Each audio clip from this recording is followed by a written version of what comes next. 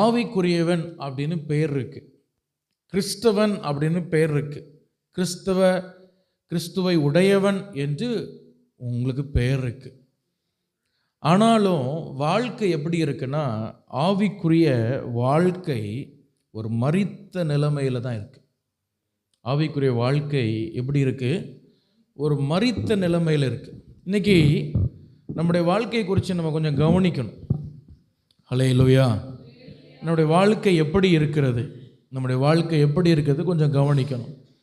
இந்த படத்தில் நீங்கள் பார்த்தீங்கன்னு சொன்னால், அந்த 7 சபைகளை குறித்து நான் போட்டிருக்கிறேன். உங்களுக்கு அதை வாசிப்பதற்காக இப்போ வலது பக்கத்தில் அதை 7 வரிசைகளை போட்டிருக்கிறோம். நீங்கள் அதை பார்த்தீங்க அப்படின்னா, அந்த 7 சபைகள் 7 பொன் குத்து விளக்குக்கு சமமாக இருக்கிறது. ஹல்லேலூயா.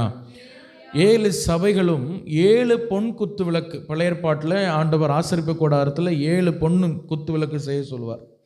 அந்த குத்து விளக்குக்கு இந்த 7 சபைகள் ஒப்பனையாக நம்ம படித்து வருகிறோம். ஹல்லேலூயா. அப்போ பழைய பைபிளில் நிறைய இடத்துல இதை நம்ம வாசிக்கிறோம். இப்போ கவனிங்க, 7 சபைகள் அப்படின்னு சொல்கிற இந்த சபைகள் ஒவ்வொன்றும் 7 குத்து விளக்காக இருக்கிறது. அதை வெளிப்படுத்தல் 1 அதிகாரத்தில் வாசிக்கிறோம். ஹல்லேலூயா. 7 குத்து விளக்கின் நடுவில் வாசம் பண்ணுகிறார் உலாவுகிற தேவன், இப்படியெல்லாம் நம்ம வாசிக்கிறோம். அப்போ குத்து விளக்கு என்று சொன்னால் அது எதை காண்பிக்கிறது? குத்து விளக்கு என்று சொன்னால் அது எதை காட்டுகிறது? இப்போ நம்ம யூஸ் பண்ணுற குத்து விளக்கு இல்லை. குத்து விளக்கு நம்ம ஆட்களுக்கு உடனே இப்போ யூஸ் பண்ணுற குத்து விளக்கு தான் மனசில் வரும். அதை பற்றி ஆண்டவர் பேசலை. பைபிளில் இருக்கிறது. இப்போ நான் அந்த படத்தில் பார்க்குற மாதிரி 7 பொன் குத்து, ஒரு ஸ்டெம்பிலிருந்து 7 பிரான்ச்சஸ் வரும். ஒரு இதிலிருந்து 7 அகல்கள் வரும். ஒவ்வொன்றும் அது ஒவ்வொரு சபையை காட்டுது. 7 பொன் குத்துவிளக்கு என்றால் அது அபிஷேகத்தை காட்டுது, அது ஆவியானவரனுடைய கிரியையை காட்டுது, அது ஒரு அபிஷேகத்தை காண்பிக்கிறது. அப்போது சபை என்றாலே அதனுடைய அடித்தளம் எதாவது இருக்கணும்னா அபிஷேகமாக இருக்கணும். ஒரு சபைனாலே அது ஆவியில் நிரப்பப்பட்ட சபையாக இருக்கணும். ஆமென் சொல்லுங்கள். ஹல்லேலூயா. எத்தனை பேருக்கு புரியுது? ஹல்லேலூயா. சபைன்னு சொல்கிறது நீங்கள் கூடி வருகிற இடமானாலும் சரி, நீங்கள் தனிப்பட்ட வாழ்க்கையானாலும் சரி, சபை என்றாலே அது அபிஷேகத்தின் அடையாளமாக இருக்கணும். அது அபிஷேகத்தால் நிரம்பி இருந்தால் தான் அது சபை பைபிளின் படி. சில சபைகள், நீங்கள் போகிற சபைகளில் நீங்கள் கவனித்து கொள்ளணும். ஏன்னா அது ஆன்லைனில் பார்க்குறாங்க, அதுக்காக சொல்கிறேன். சில சபைகளில் ஆவி இருக்காது, அனலும் இருக்காது. ஆவியும் இருக்காது, என்ன இருக்காது? அனலும் இருக்காது. அப்படியே நின்றுட்டு சிலவங்களுக்கு கை கூட இப்படி தான் வரும், தட்டிட்டு காணிக்கை போட்டுட்டு வந்துடணும். ஆவியும் இருக்காது, என்ன இருக்காது? அனலும் இருக்காது. ஹல்லேலூயா. ஏன்னா அது அவங்க ஆவியில் நிரம்புறதை பார்த்து மற்றவங்க என்ன சொல்லிடுவாங்க? ஆவியில் நிரம்பி ஜோம் பண்ணால் அதெல்லாம் இன்டீசென்ட் ஆமாம். இவங்க இப்படி நின்று கை தட்டுறதான் டீசென்ட் ஆமாம். பிடிச்சி ஆண்டவர் பாதாளத்தில் போடும்போது தெரியும். முதல்ல பெந்தைகோஸ்து நாளில் ஆவியானவர் இறங்கும் பொழுது சுற்றி இருக்கிறவங்க அவர்களை பார்த்து கேலி பண்ணாங்களாம். யாரை பார்த்து? ஆவியில் நிரம்பி ஆராதிக்கிறத பார்த்து. ஏன்னா பைபிள் சொல்லுது அது உலகத்தின் மனுஷனுக்கு சிலுவையின் உபதேசம் பைத்தியமாக இருக்குது. நம்மளை பார்த்து பைத்தியக்கார மாதிரி இருக்கணும், அப்போ தான் நம்ம கரெக்டாக இருக்கோம்னு அர்த்தம். ஆவிக்குரிய வாழ்க்கையை சொல்கிறேன். ஹல்லேலூயா. நம்ம ஜெபம் பண்ணுறதை பார்த்து, நம்ம ஆண்டவருக்காக வாழ்கிறத பார்த்து, என்ன இவனுக்கு பைத்தியமாக பிடிச்சிட்டு நினைக்கிற மாதிரி வாழணும். ஹல்லேலூயா. அவங்க அப்போ தான் நம்ம கரெக்டான ட்ராக்கில் இருக்கோம். உலகத்தை சமாளிச்சுட்டு உலகத்தை பிரியப்படுத்திட்டு வாழ முடியாது. இப்போ இந்த சபை என்றாலே அது எதை காட்டுதுன்னா அது அபிஷேகத்தை காட்டுது. சபையில் என்ன இருக்கணும்னா அபிஷேகம் இருக்கணும். ஹல்லேலூயா. எத்தனை பேர் கூடுறோமோ கூடலையோ அதெல்லாம் ரெண்டாவது. முதல்ல சபையில் என்ன இருக்கணும்?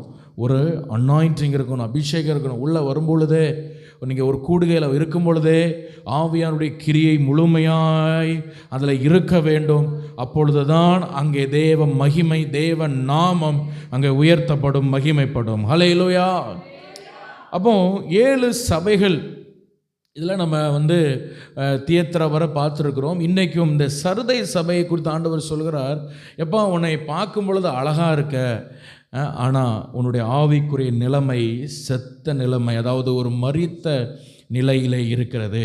ஹல்லேலூயா. ஏன்னா ஆண்டவர் சொல்கிறத பாருங்க, எப்படி ஆண்டவர் சொல்கிறாருன்னா, மற்ற மனிதனுடைய பார்வைக்கு அந்த சபை இல்லைன்னா அந்த சபையின் மக்களை பார்க்கும் பொழுது நல்ல சூப்பர் கிறிஸ்டியன்ஸாக தெரியுது. ஹல்லேலூயா. பெஸ்ட் கிறிஸ்டியன்ஸ்னால் யார்? சர்தையில் இருக்கிறவங்க. அப்பா, அவங்கள மாதிரி யாரும் கிடையாது. எவ்வளோ அழகாக இருக்கிறாங்க, ஆராதிக்கிறாங்க ஆண்டவரை, எவ்வளோ கரெக்டாக சர்ச்சுக்கு போகிறாங்க, எவ்வளோ கரெக்டாக எல்லா மீட்டிங் அட்டன் பண்ணுறாங்க, எவ்வளவு அழகாக இருக்கிறாங்க அப்படின்னு சர்தையில் உள்ள ஜனங்கள், சர்தையில் உள்ள சபைக்கு போகிறவங்கள பார்த்து ரொம்ப பெருமையாக அவர்களை குறித்து பேசுவாங்களாம். ஹல்லேலூயா. ஆனால் ஆண்டவர் சொல்கிறாரு, சர்த, உன் கிரியை நான் அறிந்திருக்கிறேன். ஹல்லேலூயா. நீ வெளியில் ஜீவன் உள்ளவன், அதாவது உயிர் உள்ளவன், நீ உனக்கு பேர் இருக்கு, ஆனால் உன் உள்ளான வாழ்க்கையை நான் பார்க்குறேன். ஹல்லேலூயா. உன் ரகசிய வாழ்க்கையை நான் பார்க்குறேன். நீ ரகசியத்தில் என்ன பண்ணுற நான் பார்க்குறேன். ஹல்லேலூயா. நீ உயிர் உள்ளவன் என்று நீ பெயர் கொண்டிருக்கிறாய், ஆனால் உன் ஆவிக்குரிய வாழ்க்கை செத்த நிலைமையில தான் இருக்கு. ஹல்லேலூயா. 10 நிமிஷம் உட்காந்து என்ன பண்ண முடியல? ஜெபிக்க முடியல. அப்போ ஆவிக்குரிய மனுஷன் எப்படி இருக்கான்? செத்து போயிருக்கான். வெளியே பார்க்கும்போது சூப்பர் கிறிஸ்டியன், சர்டிஃபிகேட்டில் என்ன இருக்கு? நாங்கள் கிறிஸ்டியன், பெண்டிகாஸ்ட் கிறிஸ்டியன் போட்டுருவாங்க. ஹல்லேலூயா. ஆமாம், எல்லாம் அதில் கிளியராக இருக்கும். நீங்கள் யார்? உங்கள் பேர் என்ன? அன்னாள். வேறு என்ன? என்ன பேர்? அது ஸ்கூலில் ஒரு பேர், வீட்டில் ஒரு பேர், சர்ச்சில் ஒரு பேர், ஒரு ஆளுக்கு எத்தனை பேர். ஹல்லேலூயா. விட்டா இயேசுவின் நாமத்தை விட அதிகமான நாமம் இவங்களுக்கு வந்துடும் போல். அவருக்கு தான் 1000 நாமங்கள்னா, ஒரு மனுஷனுக்கு ஒரு பேர் போதும். வீட்டில் ஒரு பேர், சர்ச்சில் ஒரு பேர். வீட்டில் என்ன? முனியாண்டி. சர்ச்சில் என்ன? ஜேக்கப். ஸ்கூலில் என்ன? அதுக்கு ஒரு பேர். அது ஹல்லேலூயா. இதெல்லாம் கூடாது, இதெல்லாம் மாற்றணும். ஒரே பேர் சபையில் என்ன பிரதிஷ்டை பண்ணி என்ன பேர் வைக்கிறாங்களோ அந்த பேர் தான். இல்லை ஞானஸ்தானத்துக்கு பண்ணுற அன்னைக்கு உங்களுக்கு ஆண்டவர் ஏவினா பேர் மாற்றுவாங்க அப்படின்னு அந்த பேர் மட்டும்தான். ஹல்லேலூயா. சரி, கவனிங்க. இப்போ பேரெல்லாம் நல்லா இருக்குது, பேரெல்லாம் கேட்க ஜேக்கப் ஜீக்கப்லாம் கிளியராக இருக்குது. ஆனால் வாழ்க்கையில் என்ன இல்லை? 10 நிமிஷம் உட்காந்து சொல்லுங்க ஜெபம் பண்ண முடியல. அந்த லட்சணத்தில் இருக்க ஆவிக்குரிய வாழ்க்கை. அந்த லெவலில் நம்ம மோசமாக இருக்கோம். இந்த சர்தை சபையை சொல்கிறேன், நீங்கள் உங்களை மேட்ச் பண்ணணும்னு ஆவியானவர் உங்களை மேட்ச் பண்ணிக்கிட்டால் நீங்கள் மேட்ச் பண்ணிவிடுங்க. ஹல்லேலூயா. ஒரு 10 நிமிஷம் உட்காந்து பைபிள் படிக்க முடியல. பழக்கம் கதை ஓடுறேன்னா டயர்டாக மாட்டேங்கி, தூக்கம் வர மாட்டேங்கி. ஆனால் சர்ச்சில் வந்து உட்காந்து பைபிள் வாசிக்கணும்னு என்ன வந்துடுது? தூக்கம் வந்துடுது. அப்போ எவ்வளவு மோசமான நிலையில் நம்ம ஆவிக்குரிய வாழ்க்கை இருக்கு. ஹல்லேலூயா. நல்லா கவனிங்க. ஆவியானவர் உங்களை குற்றப்படுத்தலை, நானும் உங்களை குற்றப்படுத்தலை. ஒருவேளை அப்படி இருந்துன்னா நீங்கள் ஆண்டவர்கிட்ட கேட்டு உங்கள் வாழ்க்கையை நீங்கள் மாற்றிக்கொள்ளணும். ஹல்லேலூயா. ஹல்லேலூயா சொல்லுங்க. ஆண்டவரே, ஒரு 10 நிமிஷம் கூட இருந்து என்னால் ஜெபம் பண்ண முடியல ஆண்டவரே. நான் என்ன கிறிஸ்டியன்? வெளியே தான் கிறிஸ்டின், உள்ள ஆவிக்குரிய மனுஷன் செத்து போயிடலாம் ஆண்டவர் இருக்கான்னு நீங்கள் ஆண்டவர்கிட்ட அழுது எப்படியாகிலும் உங்கள் ஜெப வாழ்க்கையை, உங்கள் ஆவிக்குரிய வாழ்க்கையை நீங்கள் அனல் மூட்டிக்கொள்ளணும். அல்லேலூயா சொல்லுங்க. அல்லேலூயா. இப்போ கவனிங்க, பேர் என்ன பேர் சொல்லுங்க? நல்ல கிறிஸ்டியன் அப்படின்னு பேர் இருக்குது. ஆனால் ஆவிக்குரிய வாழ்க்கை எப்படி இருக்குது? மரித்த நிலைமையில் இருக்குது. ஹல்லேலூயா. பேர் ஆவிக்குரியவன், பார்க்க ஆவிக்குரியவங்க, ட்ரெஸ்ஸு பார்க்க முடி எல்லாம் ஆவிக்குரியவன். ஆனால் வாழ்க்கையில் ஆவி இல்லை, ஆவி இல்லை, அனலும் இல்லை. ஹல்லேலூயா. இப்போ இந்த சபையை பார்த்து சொல்கிறார் ஆண்டவர், சொல்கிறார், உன் கிரியை நான் என்ன செய்கிறேன்? அறிந்திருக்கிறேன். ஹல்லேலூயா. நல்லா கவனிங்க, கவனிக்கும்படி அன்பாய் கேட்கிறேன். இந்த 7 சபைகள் குறித்து ஆண்டவர் சொல்லும் பொழுது ஒவ்வொரு சபையும் குறித்து ஆண்டவர் சொல்கிற ஒரு வார்த்தை என்னன்னா, உன் கிரியைகளை நான் அறிந்திருக்கிறேன். ஹல்லேலூயா. என்ன அறிந்திருக்கிறேன். இப்போ நீங்கள் முதல் வசனத்திலே இருக்குது. முதல் வசனத்தில் 4வது லைனில் பாருங்கள், உன் கிரியைகளை அறிந்திருக்கிறேன். 7 சபைகளுக்கும் ஆண்டவர், இந்த பிக்சரில் நீங்கள் பார்த்தீங்கன்னா 7 சபைகளுக்கும் ஆண்டவர் சொல்கிற ஒரு வார்த்தை என்னன்னா, உன் கிரியைகளை அறிந்திருக்கிறேன். அல்லேலூயா. அதற்கான அந்த வசன இருப்பிடம் நான் போட்டிருக்கிறேன். நீங்கள் அதை எழுதி வைத்து கொள்ளுங்கள். வீட்டில் போய் நீங்கள் அதை பாருங்கள். 7 சபைகளுக்கும் ஆண்டவர் சொல்கிற ஒரு வார்த்தை என்னென்னா, ஒரு பொதுவான வார்த்தை என்னென்னா, உன் கிரியை நான் அறிந்திருக்கிறேன். என்ன அறிந்திருக்கிறேன்? 7 சபைக்கும் ஆண்டவர் சொல்லுவார். 7 சபைக்கும் ஆண்டவர் சொல்லுவார், உன் கிரியை அறிந்திருக்கிறேன், உன் கிரியை அறிந்திருக்கிறேன், உன் கிரியை அறிந்திருக்கிறேன். ஹல்லேலூயா. அப்போ ஆண்டவர் நம்முடைய கிரியைகளை பார்க்கிறார். நல்லா கவனிங்க. இன்னைக்கு உபதேசம் எப்படி மாறிடுச்சுன்னா, பழைய ஏற்பாட்டில் தான் கிரியை செய்யணும், புதிய ஏற்பாட்டில் என்ன வேண்டாம், கிரியை வேண்டாம், நமக்கு எல்லாமே கிருபை தான் நினைக்கிறாங்க. எல்லாமே என்னதான்? கிருபை தான். நல்ல கவனிங்க. நீங்கள் ரட்சிப்பு மட்டும்தான் உங்களுக்கு கிருபை. ஹல்லேலூயா. நீங்கள் பழைய ஏற்பாட்டில் ஒரு மனுஷன் விடுதலை பெறணும், இல்லை ஆண்டவரோட ரட்சிப்பு பெறணும்னா அவன் ஒரு மிருகத்தையோ இதையோ ஒன்று கொண்டு வரணும், அவன் ஒரு கிரியை செய்யணும். ஆனால் புதிய ஏற்பாட்டில் அப்படி இல்லை. தேவனே நம்மளை தேடி நம்மளை ரட்சித்தார். அப்படி தானே? ஹல்லேலூயா. அவரே நம்மளை தேடி ஏதோ ஒரு மனிதன் மூலமாக, ஒரு ஊழியக்காரன் மூலமாக, ஒரு பாடல் மூலமாக, பிரசங்கம் மூலமாக, எப்படியோ நம்மளை தேடி அவர் என்ன பண்ணாருன்னா நம்மளை ரட்சித்தார். நான் உயிருள்ள தெய்வம், நான் ஜீவனுள்ள தெய்வம், உன்னை நான் உண்மையாக நேசிக்கிறேன்னு சொல்லி அவர் நம்மை, அது கிருபை. அதுக்கு நம்ம எந்த விலையும் கொடுக்கல, ஒன்றுமே நம்ம செய்யலை, எந்த கிரியும் நம்ம செய்யலை. ஹல்லேலூயா. கிருபையா ஆண்டவர் நம்மளை ரட்சித்தார். சரி, கிருபையா ரட்சித்தாச்சு, இனி நம்ம இஷ்டப்படி வாழலாமா?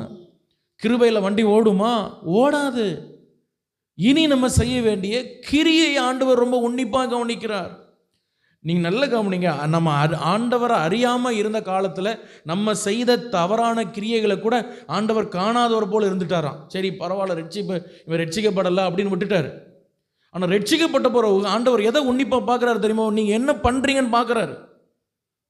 7 சபைக்கு ஆண்டவர் சொல்கிற ஒரு பொதுவான விஷயம், உன் கிரியை நான் பார்க்குறேன்ப்பா, உன் கிரியை நான் பார்க்குறேன். என்ன செய்கிற? உன்னை நான் ரட்சித்தேன் இல்லை, உன்னை அபிஷேகம் பண்ணல, உங்களை நான் தேடி என்னுடைய இரத்தத்தை கொடுத்து என் பிள்ளையா உங்களை மாற்றினல.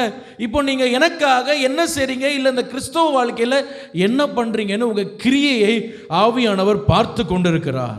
ஹல்லேலூயா. அதனால தான் இயேசுவை குறித்து யோவானுக்கு ஆண்டவர் காட்டும் பொழுது அடிக்கப்பட்ட வண்ணமாக இருக்கிற ஆட்டுக்குட்டி, அந்த ஆட்டுக்குட்டிக்கு 7 கண் இருந்துச்சான். ஹல்லேலூயா. 7 கண் என்று சொன்னால் 7 என்றால் பூரணத்தை கொண்டு காண்பிக்கிறது. நம்முடைய வெளியரங்க வாழ்க்கை, நம்முடைய செயல், நம்முடைய உள்ளரங்க வாழ்க்கை, நம்முடைய இருதயத்தில் என்ன யோசிக்கிறோம், நம்ம மைண்டில் என்ன யோசிக்கிறோம், அன்கான்ஷியஸ் மைண்டில் என்ன இருக்குது, சொப்பனத்தில் நம்ம என்ன யோசிக்கிறோம், எல்லா சகலவற்றையும் ஆண்டவர் பார்க்கிறார். அவர் கண்ணுக்கு எதையுமே மறைக்க முடியாது. அதுதான் 7 கண்கள்னு பைபிள் போட்டிருக்கு. ஹல்லேலூயா. அவ்வளோ ஆழமாக நம்மளை டீப்பாக பார்க்கிறார். Price the Lord. ஹல்லேலூயா. சாம் ஜபத்துரை ஐயா முதல்ல இயேசுவை தரிசிக்கணும்னு சொல்லி ரொம்ப உபவாசித்து ஜபித்து ஒரு நாள் இயேசு அவருக்கு தரிசனமானார். அவர் சொல்கிறார், இயேசுனை பார்க்கும் பொழுது எனக்கு, நான் சின்ன வயசுலேருந்து இந்த வயசு வரைக்கும் என்னெல்லாம் செய்தேன், என்னெல்லாம் பண்ணினேன், ஒரே செகண்டில் எல்லாவற்றையும் அவர் பார்க்குறார். ஒரு வினாடியில் எல்லாத்தையும் பார்க்குறார். 40-50 வருஷ வாழ்க்கையே ஒரு வினாடியில் அவர் கண் அவ்வளோ ஷார்ப்பாக இருக்குது, அவ்வளோ டீப்பாக இருக்குது. 7 கண்களை உடைய தெய்வன். ஹல்லேலூயா. ஹல்லேலூயா. 7 கண்ணா 7 கண்ணு இல்லை, அது அவருடைய பூரணமான பார்வையை காட்டுது, டீப்பான பார்வையை காட்டுது. Price the Lord. ஆண்டவர் எதை பார்க்கிறார் தெரியுமா? ரட்சிக்கப்பட்ட ஒரு தேவ பிள்ளையினுடைய கிரியையை பார்க்கிறார். நீங்கள் என்ன பண்ணுறீங்க, என்ன செய்கிறீங்க, எப்படி ஜெபம் பண்ணுறீங்க, எப்படி ஆண்டவர் ஆராதிக்கிறீங்க, எவ்வளோ உண்மையாக வாழ்கிறீங்க, உன் கிரியைக்கு தக்க பலன் தான் உண்டுங்க. ஹல்லேலூயா. நீங்கள் என்ன பண்ணுறீங்க ரொம்ப முக்கியம். அதிகாலையில் எழும்பி என்ன பண்ணுறீங்க, சாயங்காலம் என்ன பண்ணுறீங்க, நைட் என்ன பண்ணுறீங்க, வேலை ஸ்தலத்தில் என்ன பண்ணுறீங்க, ஸ்கூலில் என்ன பண்ணுறீங்க, காலேஜில் என்ன பண்ணுறீங்க, வாகனம் ஓட்டும்போது என்ன பண்ணுறீங்க, உங்கள் சிந்தையில் என்ன யோசிக்கிறீங்க, உங்கள் சொப்பனத்தில் என்ன யோசிக்கிறீங்க, என்ன கற்பனை பண்ணுறீங்க, உங்கள் படுக்கையில் மேலே அமர்ந்திருந்து எதை யோசிக்கிறீங்க, எந்த மனுஷனுக்கு விரோதமாக யோசிக்கிறீங்க, எந்த மனுஷனுக்காக ஜெபம் பண்ணுறீங்க, என்ன நல்லது செய்கிறீங்க, கெட்டது செய்கிறீங்க, என்ன ஊழியம் பண்ணுறீங்க, என்ன ஊழியம் பண்ணாமல் இருக்கீங்க, எல்லாவற்றையும் அவர் பார்க்கிறார். நம்மளை ரொம்ப உன்னிப்பாக பார்க்குறார், டீப்பாக பார்க்குறார், ஸ்பெஷல் கேர் போட்டு பார்க்குறார். ஹல்லேலூயா. ரட்சிக்கப்பட முன்னாடி நம்ம செய்ததையும் அவர் பார்த்தார், ஆனாலும் காணாத போல் இருந்துட்டார். ஆனால் இனி அப்படி இருக்க மாட்டார், பார்த்துக்கிட்டே இருக்கிறார் உங்களை. ஹல்லேலூயா. அதுக்கு தான் அவருக்கு ஒரு பேர் சொல்கிறோம், எல்ரோயி நம்ம சொல்கிறோம். ஹல்லேலூயா. எல்ரோயி, நம்மளை கண்டவர், நம்மை காண்பவர். ஜான்சன் ஐயா அழகாக ஒரு பாட்டு எழுதியிருக்காங்க, உம் அழகான கண்கள் என்னை அவர் கண்ணு நம்மளை பார்த்துக்கிட்டே இருக்கு. ஹல்லேலூயா. நம்மளை பார்த்துக்கிட்டே இருக்கு. நம்ம என்ன செய்கிறோம், ஏன் ஆண்டவர் என்ன பார்க்குறீர், ஏன்னா நீ ஏன் பிள்ளை, உன்னை நான் பார்த்துக்கிட்டே தான் இருப்பேன், உனக்கு பிடிக்குதோ பிடிக்கலையோ. ஹல்லேலூயா. நமக்கு விருப்பம் இருக்கோ விருப்பம் இல்லையோ, ஏன் ஆண்டவர் என்னைய பார்த்து, உன்னை தான்ப்பா நான் பார்ப்பேன், ஏன்னா உன்னை எனக்கு ரொம்ப பிடிக்கும், உன்னை பார்த்துக்கிட்டே இருப்பேன். ஹல்லேலூயா. நம்ம செய்கிற நன்மைகள் தீமைகள் உலகம் நம்மளை அங்கீகரிக்கிறதோ இல்லையோ, அவர் நம்மை பார்த்துக்கிட்டே இருக்கிறார். ஹல்லேலூயா. ஹல்லேலூயா. ஹல்லேலூயா. நான் என்ன செய்கிறேன் என்பதை பார்த்து கொண்டே இருக்கிறார். ஒரு ஃபுட்பால் பிளேயர், ஒரு பையன் இருந்தானா, அவனுடைய தகப்பனார், அவருக்கு கண்ணு தெரியாது. நான் கேட்ட ஒரு இது ஒரு சம்பவம். அவருக்கு அப்பாவுக்கு கண்ணு தெரியாது. ஆனால் அவருடைய தகப்பனார் அந்த பையன் எப்பொழுதெல்லாம் ஃபுட்பால் விளையாடுறானோ அப்பொழுதெல்லாம் ஸ்டேடியத்தில் உட்காந்துருப்பாரான். இந்த பையன் எப்போவும் விளையாடும் பொழுது நல்ல திறமையான ஒரு விளையாட்டு வீரன். அந்த ஃபுட்பால் விளையாடும் பொழுதெல்லாம் பாலையும் பார்ப்பான், அப்பாவையும் பார்ப்பான், பாலையும் பார்ப்பான், அப்பாவும் பார்ப்பான். அவங்க அப்பா உட்கார்ந்த உடனே அவனுக்கு வேகம் கூடிரும் விளையாடுறதில்ல. ஹல்லேலூயா. ஆமாம், இத்தனையும் அப்பா கண்ணு தெரியும், ஆனாலும் அவன் அப்பா இருக்கிறார். அப்பா நான் இப்போ கோல் அடிக்கிறத பார்த்து என்னுடைய பேரை அந்த ஆடிட்டோரியத்தில் சொல்லுவாங்க, சவுண்டு என் பேர் கேட்கும், அப்பா அதை கேட்டு சந்தோஷப்படுவார் என்பதற்காக, அப்பாவை சந்தோஷப்படுத்தணும் என்பதற்காக எவ்வளவோ முயற்சி பண்ணி விளையாடுவானோ. பக்கத்தில் உள்ளவங்க சொல்லுவாங்களாம், அண்ணா அவங்க அப்பா வந்துட்டார், இனி இவனை கையில் பிடிக்க முடியாது, இப்போ அவ்வளோ கோலாக போட்டு தள்ளுவான் பாருன்னு. ஒரு நாள் அவருடைய அப்பா மரித்து போனார். உடனே எல்லாரும் சொன்னாங்க, இனி இவன் அவ்வளோதான், முடிஞ்சு போச்சு, இனி இவன் கண்டிப்பாக என்ன பண்ண மாட்டான், கண்டிப்பாக இவன் விளையாட மாட்டான், அப்பாடா இனி இவனை ஈஸியாக நம்ம ஜெயித்துடலாம்னு நினச்சாங்களா. அவங்க அப்பா மறித்ததுனால அவனால் கோச்சிங் வர முடியலை. ஒரு பெரிய இன்டர்நேஷ்னல் கேம், அந்த கேமில் போகிறதுக்கு ரெஃப்ரிட்ட எப்படியோ பெர்மிஷன் கேட்டு, அப்பா மறித்ததுனால வர முடியலை, என்னை தயவு செய்து என்னை உள்ளே சேர்த்துக்கொள்ளுங்க சொல்லும் பொழுது, அவனுடைய முந்தின விளையாட்டுகள் நல்லா விளையாடுறதுனால அந்த போட்டியில் அவனை கலந்து கொள்ள விட்டாங்க. ஆனால் இப்போ அப்பா மறித்ததுக்கு பிறகு இவன் ஆள் ஸ்பீடு குறைஞ்சிடும்னு பார்த்தா உள்ள ஸ்பீடுலேயும் அதிகமான ஸ்பீடை போட்டு அடி வெளுத்துட்டான். ஹல்லேலூயா. பயங்கர வைரம். என்னடா இது, அப்பா இல்லாத போது இவன் கண்டிப்பாக தோற்று போவான், ஒழுங்காக விளையாட மாட்டான்னு நினச்சா இவன் இப்படி விளையாடுகிறானே, ஒரு பெரிய விளையாடி ஒரு வெற்றியை பெற்றுக்கொண்டான். ஹல்லேலூயா. இப்போ அந்த போட்டியெல்லாம் முடிந்தது. அந்த மீடியாவில் அவனை பேட்டி எடுத்தாங்க. எப்படி நீங்கள் இவ்வளோ அழகாக விளையாடுறீங்க, உங்களை குறித்து ஒரு டாக், ஒரு பேச்சு இருக்குது, உங்கள் அப்பா உட்கார்ந்தா தான் நீங்கள் நல்லா விளையாடுவீங்களாமே, இப்போ எப்படி நீங்கள் அழகாக விளையாடுறீங்க, இன்னும் அதிக உத்வேகத்தோடு, இன்னும் அதிக வைராக்கியத்தோடு உங்கள் அப்பாவுடைய மரணத்துக்கு பிறகு விளையாடுறீங்களே அப்படி சொல்லும்போது அவன் சொல்கிறான், எங்கள் அப்பா இந்த பூமியில் உயிரோடு இருந்த நாட்களில் அவருக்கு கண்ணு தெரில, ஆனால் இப்பொழுது அவர் கர்த்தரோடு இருக்கிறார், எங்கள் அப்பா ஆண்டவரோடு இருக்கிறார், கண்டிப்பாக அந்த இடத்துல அவர் குருடனாக இருக்க மாட்டார், அவருக்கு கண்ணு தெரியும். ஆமாம், அவருக்கு தெரியுதோ, அவர் பார்க்குறார், எங்கள் அப்பா அங்கேருந்து என்னை பார்க்குறார், அவனுக்கு அப்படி ஒரு இது. ஹல்லேலூயா. பிப்ளிக்கலாக நான் பேசல, அவனுடைய எண்ணத்தை நான் சொல்கிறேன். ஹல்லேலூயா. அவனுக்கு என்ன ஆசை, எங்கள் அப்பா இப்போ பரலோகத்தில் என்ன பண்ணுறார், என்னை பார்த்துக்கிட்டே இருக்கிறார். அப்போ பார்க்காம இருக்கும் பொழுதே எங்கள் அப்பாக்கா எப்படி விளையாடினேன், பார்க்குற எங்கள் அப்பாக்கா நான் எவ்வளோ ஆழமாக அழகாக விளையாடுவேன் அப்படின்னு சொன்னானா. ஹல்லேலூயா. ஆமென். அந்த அப்பா பார்க்காரோ பார்க்கல எனக்கு தெரியல, ஆனால் பைபிள் சத்தியம் என்னன்னா, உங்களை ஒரு அப்பா பார்த்துக்கிட்டே இருக்கிறார். ஹல்லேலூயா.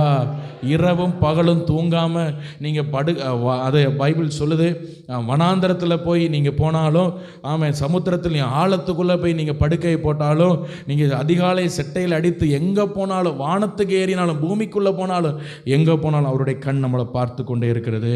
ஹல்லேலூயா. அதனால தான் அவர் சொல்கிறார், உன் கிரியை அறிந்திருக்கிறேன். உங்கள் கிரியை ரொம்ப முக்கியம். நீங்கள் என்ன பண்ணுறீங்க? ஹல்லேலூயா. ரட்சிக்கப்பட்டனே, ஞானஸ்நானம் எடுத்தேன், அபிஷேகம் பெற்றேன், திருவிருந்தம் எடுக்கிறேன், இப்போ நம்ம என்ன பண்ணுறோம் ரொம்ப முக்கியம். ஹல்லேலூயா. ரொம்ப முக்கியம். ஆண்டவர் உங்களை பார்க்குறார். உங்களுக்கு நீங்கள் செய்கிற நன்மைக்கு பலன் உண்டு, நீங்கள் செய்த தவறுகளுக்கு நியாய தீர்ப்பு உண்டு. ஹல்லேலூயா. நல்ல கவனமாக இருங்க. ஆண்டவர் நம்மளை பார்த்து கொண்டே இருக்கிறார். உலகம் என்னை பார்க்கல, யாரும் என்னை அங்கீகரிக்கலை, யாருக்கும் என்னை பிடிக்காது, யாருக்கும் பிடிக்காண்டாம். கர்த்தர் நம்ம பார்க்கிறார், அவர் நம்ம நேசிக்கிறார். ஹல்லேலூயா. அதனால் யார் உங்களை விரும்புகிறாங்க வெறுக்கிறாங்க இதை பற்றி பாரப்பட்டு இருக்காதீங்க. கர்த்தர் உங்களை ஆழமாய் நேசிக்கிறார். அவருடைய அழகான கண்கள் உங்களை பார்த்து கொண்டே இருக்கிறது. அவருக்கு முன்பாக நாம் உத்தமமாய் வாழுவோம். ஹல்லேலூயா. அதனால தான் தாவீது சொன்னார், வேதனை உண்டாக்கும் வழி என்னிடத்தில் இருக்குதா என்னை பார்த்து என்னை நித்திய வழியில் என்னை மாற்ற ஆண்டவரே. ஹல்லேலூயா. நான் ஏதாவது உங்களுடைய வேதனைப்படுத்துகிறேன், நான் நீர் என்னை பார்க்கும் பொழுது என்னுடைய உள்ளிந்திரியங்கள் ஏதாவது வேதனைப்படுத்த என்னை மாற்ற ஆண்டவரே என்று ஜெபம் பண்ணார். ஹல்லேலூயா. உங்களுடைய கஷ்டங்களை உலகம் பார்க்கல நினைக்கிறீங்களா? என் பாரம் யாருக்கு தெரியும்? என் கடன் பிரச்சனை யாருக்கு தெரியும்? பண கஷ்டம் யாருக்கு தெரியும்? யாருக்கும் தெரிய வேண்டாம். நம்மை பார்க்கிற ஒரு கண்கள் இருக்கிறது. ஹல்லேலூயா. நான் எவ்வளோ நொறுக்கப்படுறேன், எவ்வளோ கஷ்டப்படுறேன், எவ்வளோ அழுறேன், யார் பார்க்குறா? யாரும் பார்க்குறாங்களே இல்லையோ, கர்த்தர் உங்களை பார்க்கிறார். அவர் ஆழமாய் பார்க்கிறார். ஹல்லேலூயா. எனவே உங்களுடைய கிரியைகள் ரொம்ப முக்கியம். ஆமென். ஹல்லேலூயா. அது கேஜேவியில் அழகாக போட்டிருக்கு, ஐ நோ தை ஒர்க்ஸ். அப்படின்னா அறிந்திருக்கிறேன், உன் கிரியைகளை நான் என்ன பண்ணுறேன், எனக்கு நல்லா தெரியும். என் நிலைமை என்ன, என் பலவீனம் என்ன, என் உள்ளிந்திரியங்கள் என்ன. ஹல்லேலூயா. அவருக்கு முன்பாக நான் எதையுமே மறைக்க முடியாது. அவருக்கு முன்பாக நான் எதையுமே மறைக்க முடியாது. ஹல்லேலூயா. ஹல்லேலூயா. அப்போ இந்த தெய்வத்துக்கு முன்பாக நம்ம உண்மையாக வாழணும்னா ஒரு பெரிய ரகசியம் என்ன தெரியுமா? நம்மளை அப்படியே அவருக்கு முன்பாக அர்ப்பணித்து வாழணும். எப்படி வாழணும் சொல்லுங்கள்? கிறிஸ்தவ வாழ்வு என்றாலே அர்ப்பணம் தாங்க. Christianity starts from surrender. கிறிஸ்தவ வாழ்வு எங்கே ஆரம்பிக்குது சொல்லுங்கள்? நீங்கள் ஞானஸ்நானம் எடுத்தோன்னு கிறிஸ்தவ வாழ்க்கை ஆரம்பிக்குதா? நிறைய பேர் அப்படி அது ஒரு பாரம்பரியமாக எடுக்கிறது.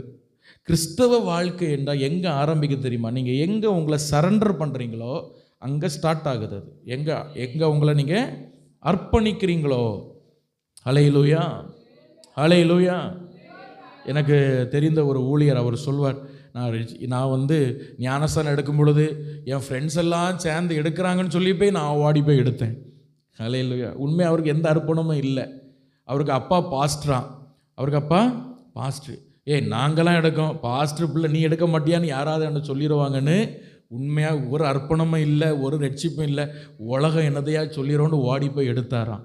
ஆனால் பல ஆண்டுகள் கழித்து தான் திரும்ப ஆண்டவர் அவரை ரட்சித்தார். ஹல்லேலூயா. ஆனால் அவர் சொல்கிறார், என்னைக்கு நான் என்னை சரண்டர் பண்ணணும் அங்கே தான் என் கிறிஸ்தவ வாழ்க்கை ஆரம்பிச்சிங்க. 10ஆம் கிளாஸில் ஞானஸ்நானம் எடுத்தல அப்போ ஸ்டார்ட் ஆகலை. அது எங்கே நான் சரண்டர் பண்ணணும் அங்கே தான் ஆரம்பிக்குது. ஹல்லேலூயா. ஹல்லேலூயா. அப்போது அது நல்லா புரியுது. ஞானஸ்நானம் எடுக்கிறது அர்ப்பணித்து தான் எடுக்கணும். உண்மையான ரட்சிப்பை பற்றி தான் எடுக்கணும். ஹல்லேலூயா. சரி, நல்லா கவனிங்க. அப்போது இந்த நம்மை ஆழமாக பார்க்குற தெய்வத்திட்ட நம்ம என்ன பண்ணணும் தெரியுமா? நம்மளை சரண்டர் பண்ணோம். ஹல்லேலூயா. நம்மளை என்ன பண்ணோம்? சரண்டர் பண்ணோம். க்ரீக்கில் இந்த வார்த்தை எப்படி போட்டிருக்கு தெரியுமா? அறிந்திருக்கிறேன் அப்படிங்கிற வார்த்தையை ஐடோன்னு போட்டிருக்கு. ஐடோ அப்படின்னு சொன்னால் அதாவது பார்ப்பதுனாலேயே உன்னை புரிந்து கொள்வது அப்படின்னு அர்த்தம். உன்னை பார்த்தாலே புரிந்து கொள்கிற ஒரு அர்த்தம் அது. உன்னை அறிந்திருக்கிறேன்னு சொல்கிறது என்னென்னா பார்க்குறதுனாலே அவருக்கு தெரியுமா. ஹல்லேலூயா. இப்போ பாருங்கள், சிலவங்களுக்கு மூளை ரொம்ப நல்ல ஷார்ப்பாக இருக்கும். அவங்க அவங்களுக்கு சொல்லலாம் வேண்டாம், அவங்க பார்த்தாலே சில விஷயத்தை புரிஞ்சுப்பாங்க. அவங்க அனுபவம் இதெல்லாம் பார்த்துருக்கீங்களா? ஹல்லேலூயா. பொதுவாக சொல்லுவாங்க, பார்த்தா ஆள் சரியில்லையே அப்படி பார்த்த உடனே சொல்லிடுவாங்க. சிலவங்களுக்கு அந்த அனுபவம் இருக்கும். அப்படி சொல்லிடுவோம், ஆள் சரியில்லை பார்த்துக்க, கொஞ்சம் கவனமாக இருங்க. அவங்கள்ட்ட பேசியிருக்க மாட்டாங்க. அவங்கள்ட்ட ஒன்றுமே பார்த்த உடனே கண்டுபிடிச்சிடுவாங்க இது ப்ராடு. ஹல்லேலூயா. ஹல்லேலூயா. அப்போ சிலவங்களுக்கு பார்த்தாலும் தெரியாது, பழகினாலும் தெரியாது, சொல்லி கொடுத்தாலும் தெரியாது, என்னத்தை சொன்னாலும் அவைய பிடியில தான் இருக்கிறது. ஆனால் பைபிள் சொல்கிறது கர்த்தர் எப்படிப்பட்டவர் தெரியுமா? ஒரு சாதாரண மனிதராக நம்மளே சில விஷயத்தை பார்க்கும் பொழுதே புரிகிறோமே, கர்த்தர் பார்த்தே சில விஷயத்தை புரிந்து கொள்கிறார். ஆமென் சொல்லுங்க. ஹல்லேலூயா. அவர்கிட்ட போய் ஒன்றும் டீச் பண்ண வேண்டாம். ஹல்லேலூயா. உதாரணமாக இப்போ சூர்யா இருக்கிறான். சூர்யா போய் ஏசப்பா நான் யார் தெரியுமா? என் பேர் தான் சூர்யா. எங்கள் அப்பா பேர், எங்கள் அம்மா பேர், நான் இங்கேயாக இருக்கேன், எங்கள் வீடு அந்த திருப்புலியாக, இதெல்லாம் அவர்கிட்ட சொல்லண்டாம். அவர் நம்மளை பார்க்கும்போதே சகலமும் நம்முடைய புத்திக்கு எட்டாத எல்லாம் அவருக்கு தெரியும். ஹல்லேலூயா. நம்ம செய்ய வேண்டிய என்ன தெரியுமா? அவருக்கு முன்னாடி போய் சரண்டர் ஆயிடணும். ஹல்லேலூயா. அவருக்கு முன்பாக போய் விழுந்துடணும். உங்களுடைய வாழ்க்கை, உங்களுடைய காலை நேரம் எப்படி ஆரம்பிக்கணும்னு தெரியுமா? அர்ப்பணத்தில் ஆரம்பிக்கணும். ஆமீன் சொல்லுங்க. ஹல்லேலூயா. சரண்டர் பண்ணுங்க. கர்த்தர் இடத்துல உங்களை என்ன பண்ணுங்க? அதனால் ஒரு அழகான பாட்டு இருக்கு. என்னை தருகிறேன் தருகிறேன் உம் கரத்தில், என்னை படைக்கிறேன் படைக்கிறேன் உம் பாதத்தில், என்னை தருகிறேன் தருகிறேன் உம் கரத்தில், என்னை படைக்கிறேன் படைக்கிறேன் உம் பாதத்தில், உருவாக்குமே என்னை உருவாக்குமே உருவாக்குமே என்னை உருவாக்குமே, குயவனே உம் கையில் களிமண்ணான் உடைத்து உருவாக்குமே, குயவனே உம் கையில் களிமண்ணான் உடைத்து உருவாக்குமே, என் சித்தமல்ல உம் சித்தம் நாதா, தருகிறேன் உம் கையிலே, என் சித்தமல். எல்லாரும் பாடலாமா? அர்ப்பணிச்சு பாடலாம். கண்களை மூடி கரங்களை உயர்த்தி, தருகிறேன் உம் கையிலே, என்னை தருகிறேன் தருகிறேன் உம் கரத்தில், என்னை படைக்கிறேன் படைக்கிறேன் உம் பாதத்தில், என்னை தருகிறேன் தருகிறேன் உம் கரத்தில், என்னை படைக்கிறேன் படைக்கிறேன் உம் பாடுவோம். என்னை தருகிறேன், என்னை தருகிறேன் தருகிறேன், என்னை படைக்கிறேன் படைக்கிறேன் உம் பாதத்தில், உருவாக்குமே என்னை உருவாக்குமே உருவாக்குமே என்னை உருவாக்குமே, உம் சேவைக்காய் என்னை தருகிறேன், வணைந்திடும் உம் சித்தம் போல், உம் சேவைக்காய் என்னை தருகிறேன், வணைந்திடும் உம் சித்தம் போல், எனக்காக வாழாமல் உமக்காக வாழ்ந்திட, எனக்காக வாழாமல் உமக்காக வாழ்ந்திட, உருவாக்குமே என்னை உருவாக்குமே உருவாக்குமே என்னை, என்னை தருகிறேன் என்னை தருகிறேன் தருகிறேன் உம் கரத்தில், என்னை படைக்கிறேன் படைக்கிறேன் உம் பாதத்தில், என்னை தருகிறேன். உண்மையா ஒரு ஜபமா பாடுங்க.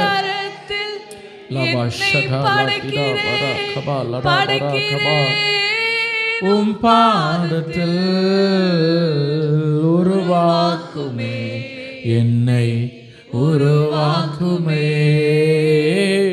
உருவாக்குமே என்னை உருவாக்குமே. ஹல்லேலூயா. ஆண்டவர்கிட்ட உண்மையாக உங்களை அர்ப்பணிச்சு, ஆண்டவரே என் சித்தம் இல்லைப்பா, என் விருப்பம் இல்லைப்பா. ஹல்லேலூயா. ஒவ்வொரு நாளும் ஆண்டவரே நீர் என்னை எப்படி நடத்த விரும்புகிறீரோ அப்படியே நான் வாழ, உமக்கு முன்பாக பரிசுத்தமாக குற்றமற்றவனாய் நான் வாழ எனக்கு உதவி செய்யுங்க ஆண்டவரே. ஹல்லேலூயா. எந்த மனுஷனையும் பிரியப்படுத்தி வாழணும் அவசியமே இல்லை ஆண்டவர். எனக்கு எந்த மனுஷனையும் நான் ஐஸ் பண்ணி பிரிய பண்ணி வாழ எனக்கு விருப்பம் இல்லை ஆண்டவர். ஹல்லேலூயா. எந்த மனுஷனுக்கு முன்னாடியும் போய் நான் பெரிய கிறிஸ்தவனை நடித்து கொண்டிருக்க விரும்பலப்பா. நான் ஒரு உண்மை பிள்ளை, உண்மையான ஒரு கிறிஸ்தவனா, உண்மையான ஒரு பிள்ளையா நான் வாழ விரும்புகிறேன்னு நீங்கள் உங்களை அர்ப்பணித்து பாருங்கள். ஆவியானவர் உங்களை ஆவி ஆத்ம சரீரத்தை அவர் கண்ட்ரோல் பண்ணி அவர் உங்களை நடத்த நல்ல தேவனாக இருக்கிறார். ஹல்லேலூயா, ஹல்லேலூயா. இன்னொரு பாடம் ஒன்று உண்டு, ஐ சரண்டர் ஆல் அப்படின்னு, அர்ப்பணித்தேன் அப்படின்னு ஒரு பாடல் உண்டு. Hallelujah. I surrender all, I surrender all, அர்ப்பணிக்கின்றேன், அர்ப்பணிக்கின்றேன்.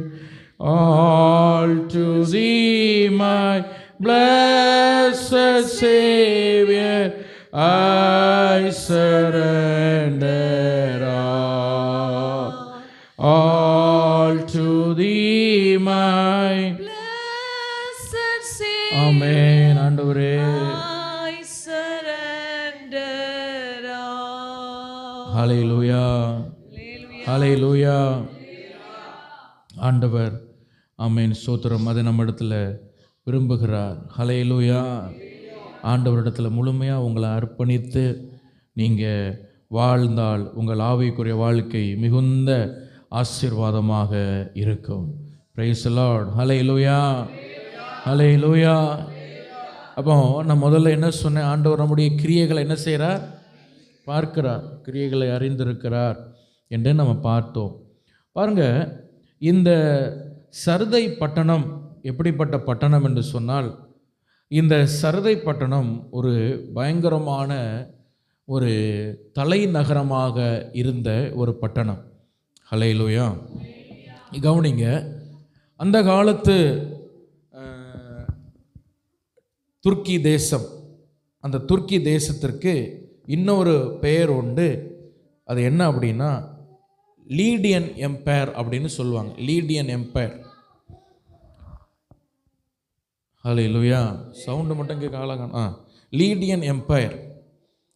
இங்கே நம்ம போன சபையை குறித்து கவனிக்கும் பொழுது லீதியாள் அப்படின்னு சொல்லி ஒரு பெண்ணை குறித்து நம்ம கவனித்திருப்போம். இந்த லீதியாள் என்று சொல்கிறது, இந்த லீதியாள், லீதியன் அப்படின்னு சொல்கிறது ஒரு இனத்தினுடைய பெயர். அந்த இனத்திலிருந்து வந்ததினால் அவளுக்கு லீதியாள் அப்படின்னு பெயர் கொடுத்துருக்கலாம் என்று சொல்லப்படுகிறது. இல்லை என்று சொன்னால் அந்த இனத்தில் பிறந்ததனால் அவருடைய தாய் தகப்பனே அவளுக்கு லீதியாள் என்று பெயர் வைத்திருக்கலாம் என்று மற்றொரு காரியமும் சொல்லப்படுகிறது. அப்போ இந்த லீதியான் எம்பையர் அப்படின்னு சொல்கிற இந்த துர்க்கி தேசம், அந்த காலத்து துர்க்கி தேசத்தின் தலைநகரமாக இருந்தது இந்த சர்தை பட்டணம். என்னவா இருந்தது சொல்லுங்க? ஒரு தலைநகரமாக இருந்ததாகவும் இந்த பட்டணம். நல்லா கவனிக்கும்படி நான் கேட்கிறேன். இப்போ இந்த பட்டணம், கர்த்தர் சொல்கிறார், இந்த பட்டணத்தை பார்த்து சொல்கிறார், நான் உன்னை பார்த்துக்கிட்டு இருக்கிறேன், உன் கிரியைகளை நான் அறிந்திருக்கிறேன். ஹல்லேலூயா. ஏன் ஆண்டவர் அப்படி சொன்னார்? உன்னை நான் பார்க்கிறேன், உன் கிரியைகளை நான் அறிந்திருக்கிறேன், நீ இப்போ உயிர் உள்ளவன் அப்படின்னு உனக்கு பெயர் இருக்கு, ஆனால் நீ செத்தவனாக தான் இருக்கிற அப்படின்னு ஆண்டவர் சொல்லுகிறார். ஹல்லேலூயா. நீங்கள் 2ஆம் வசனத்தில் பாருங்க, வாசிங்க, வெளிப்படுத்தல் 3:2. நீ விழித்து கொண்டு சாகரத்துக்கு ஏதுவானவைகளை ஸ்திரப்படுத்து, உன் கிரியைகள் தேவனுக்கு முன்பாக நான் என்ன காணல, நிறைவாய் நான் பார்க்கல. நீ விழித்துக்கொள் அப்படின்னு சொல்றார் இந்த பட்டணத்தை பார்த்து. ஹல்லேலூயா. இந்த சபையை பார்த்து ஆண்டவர் சொல்றார், சபையை நீ விழித்துக்கொள், உன் கிரியை நிறையா இல்லை, எல்லாம் அறகுறையா இருக்கு, நீ எதையுமே ஒழுங்கா நிறைவா செய்ய மாட்டேன்ற. ஹல்லேலூயா. எல்லாம் எப்படி செய்யறேன்னா அறகுறையா செய்யற. ஜபிக்கிறதுல அறகுறை, வேதம் வாசிக்கணும் அறகுறை, ஆவியில் நிரம்புறது அறகுறை, அந்நிய பாஷை பேசட்டா, ஊழியம் செய்யறது எல்லாமே நீ அறகுறையா தான் செய்யற. உன் கிரியை நிறைவா இருக்க மாட்டேங்குதே. ஏன்? ஆண்டவருடைய பாரம் அது. ஹல்லேலூயா. ஆண்டவர் ஏதோ பிடிச்சி திட்டுறாருன்னு அல்ல, அது ஆண்டவருடைய பாரம். அப்போ உங்களுக்கு அந்த பாரம் வரணும். ஒருவேளை நான் சில விஷயத்தை ஒழுங்காக செய்யலைன்னா ஆண்டவர்கிட்ட கேட்கணும், ஏன் ஆண்டவர் நான் ஒழுங்காக செய்ய மாட்டேன்றேன், ஏன் நான் நிறைவாக செய்ய மாட்டேன்றேன், 2 நாள் ஜெபம் பண்ணுறேன், 3ஆம் நாள் ஏன் என்னால் ஜெபிக்க முடியல என்ன நீங்கள் ஆண்டவர்கிட்ட கேட்கணும். அந்த சரண்டர் பண்ணணும். நான் சொல்கிறேன், எது பேருக்கு புரியுது? ஹல்லேலூயா. ஆண்டவர்கிட்ட சரண்டர் பண்ணிடணும், விழுந்துடணும் ஒரு பாதத்தில். அது ஆண்டவருக்கு ரொம்ப பிடிக்கும். ஹல்லேலூயா. ஆமாம். ஆனால் சில பேர் அப்படி சரண்டர் பண்ணி கடைசி வரை சரண்டர் பண்ணிகிட்டே இருக்கக்கூடாது, காரியங்களையும் செய்யணும். அப்போ ஆண்டவர் சொல்கிறார், நீ நிறைவுள்ளதா இல்லைப்பா, எதையுமே ஒழுங்காக செய்ய மாட்டேற. ஏன் ஆண்டவர் இந்த பட்டணத்தை பார்த்து அப்படி சொன்னார்னு? இந்த பட்டணம் நீங்கள் பார்த்தீங்கன்னா இந்த படத்தில் பார்க்குறது மாதிரி இது சாதாரண பட்டணம் கிடையாது. இது பயங்கரமான பாதுகாக்கப்பட்ட ஒரு பட்டணம். இந்த பட்டணத்தினுடைய இடது பக்கம் மேலே நீங்கள் பார்த்தீங்கன்னா ஒரு குன்று இருக்குது. குன்றுன்னு சொன்னால் கிளிஃப் அப்படின்னு ஆங்கிலத்தில் சொல்கிற ஒரு மலை பகுதி மாதிரி இருக்குது பாருங்கள். மலை அல்ல, ஒரு குன்று, அது உயரமான ஒரு இடம். கீழே பார்த்தீங்கன்னா அங்கேருந்தே அந்த பட்டணம் ஸ்டார்ட் ஆகி அப்படி இருக்கிறது. கீழே பார்த்தீங்கன்னா கீழேயும் அந்த பட்டணம் இருக்கிறது. 2 இடத்துல இருக்குது. அப்பர் சிட்டி, லோவர் சிட்டி, மேல் பட்டணம் கீழ் பட்டணம் சொல்கிற மாதிரி 2 இடத்துல இருக்குது. ஹல்லேலூயா. அப்போ அந்த பட்டணத்தை சுற்றிலும் நீங்கள் பார்த்தீங்கன்னா பயங்கரமாக அந்த பட்டணத்தை வேலி இந்த மதில் சுவர் போட்டு காத்து வச்சுருந்தாங்களா அந்த நாட்களில். ஆனால் ஆண்டவர் அந்த பட்டணத்தை பார்த்து சொல்கிறாரு, நீ எதையுமே ஒழுங்காக செய்ய மாட்டேன்றேன்னு. ஹல்லேலூயா. எவ்வளோ பாருங்கள், எவ்வளோ ஆச்சரியமாக இருக்குது. ஹல்லேலூயா. அந்த பட்டணம், அந்த பட்டணத்தில் இருக்கிற சபை எல்லாரும் எப்படி இருக்கிறாங்க சொல்லுங்கள்? எவ்வளோ தூரம் தங்களை கேர்ஃபுல்லாக பாதுகாத்து கொள்ளணுமோ அவ்வளவு தூரம் தங்களை கேர்ஃபுல்லாக பாதுகாத்து கொள்கிறாங்க. ஹல்லேலூயா.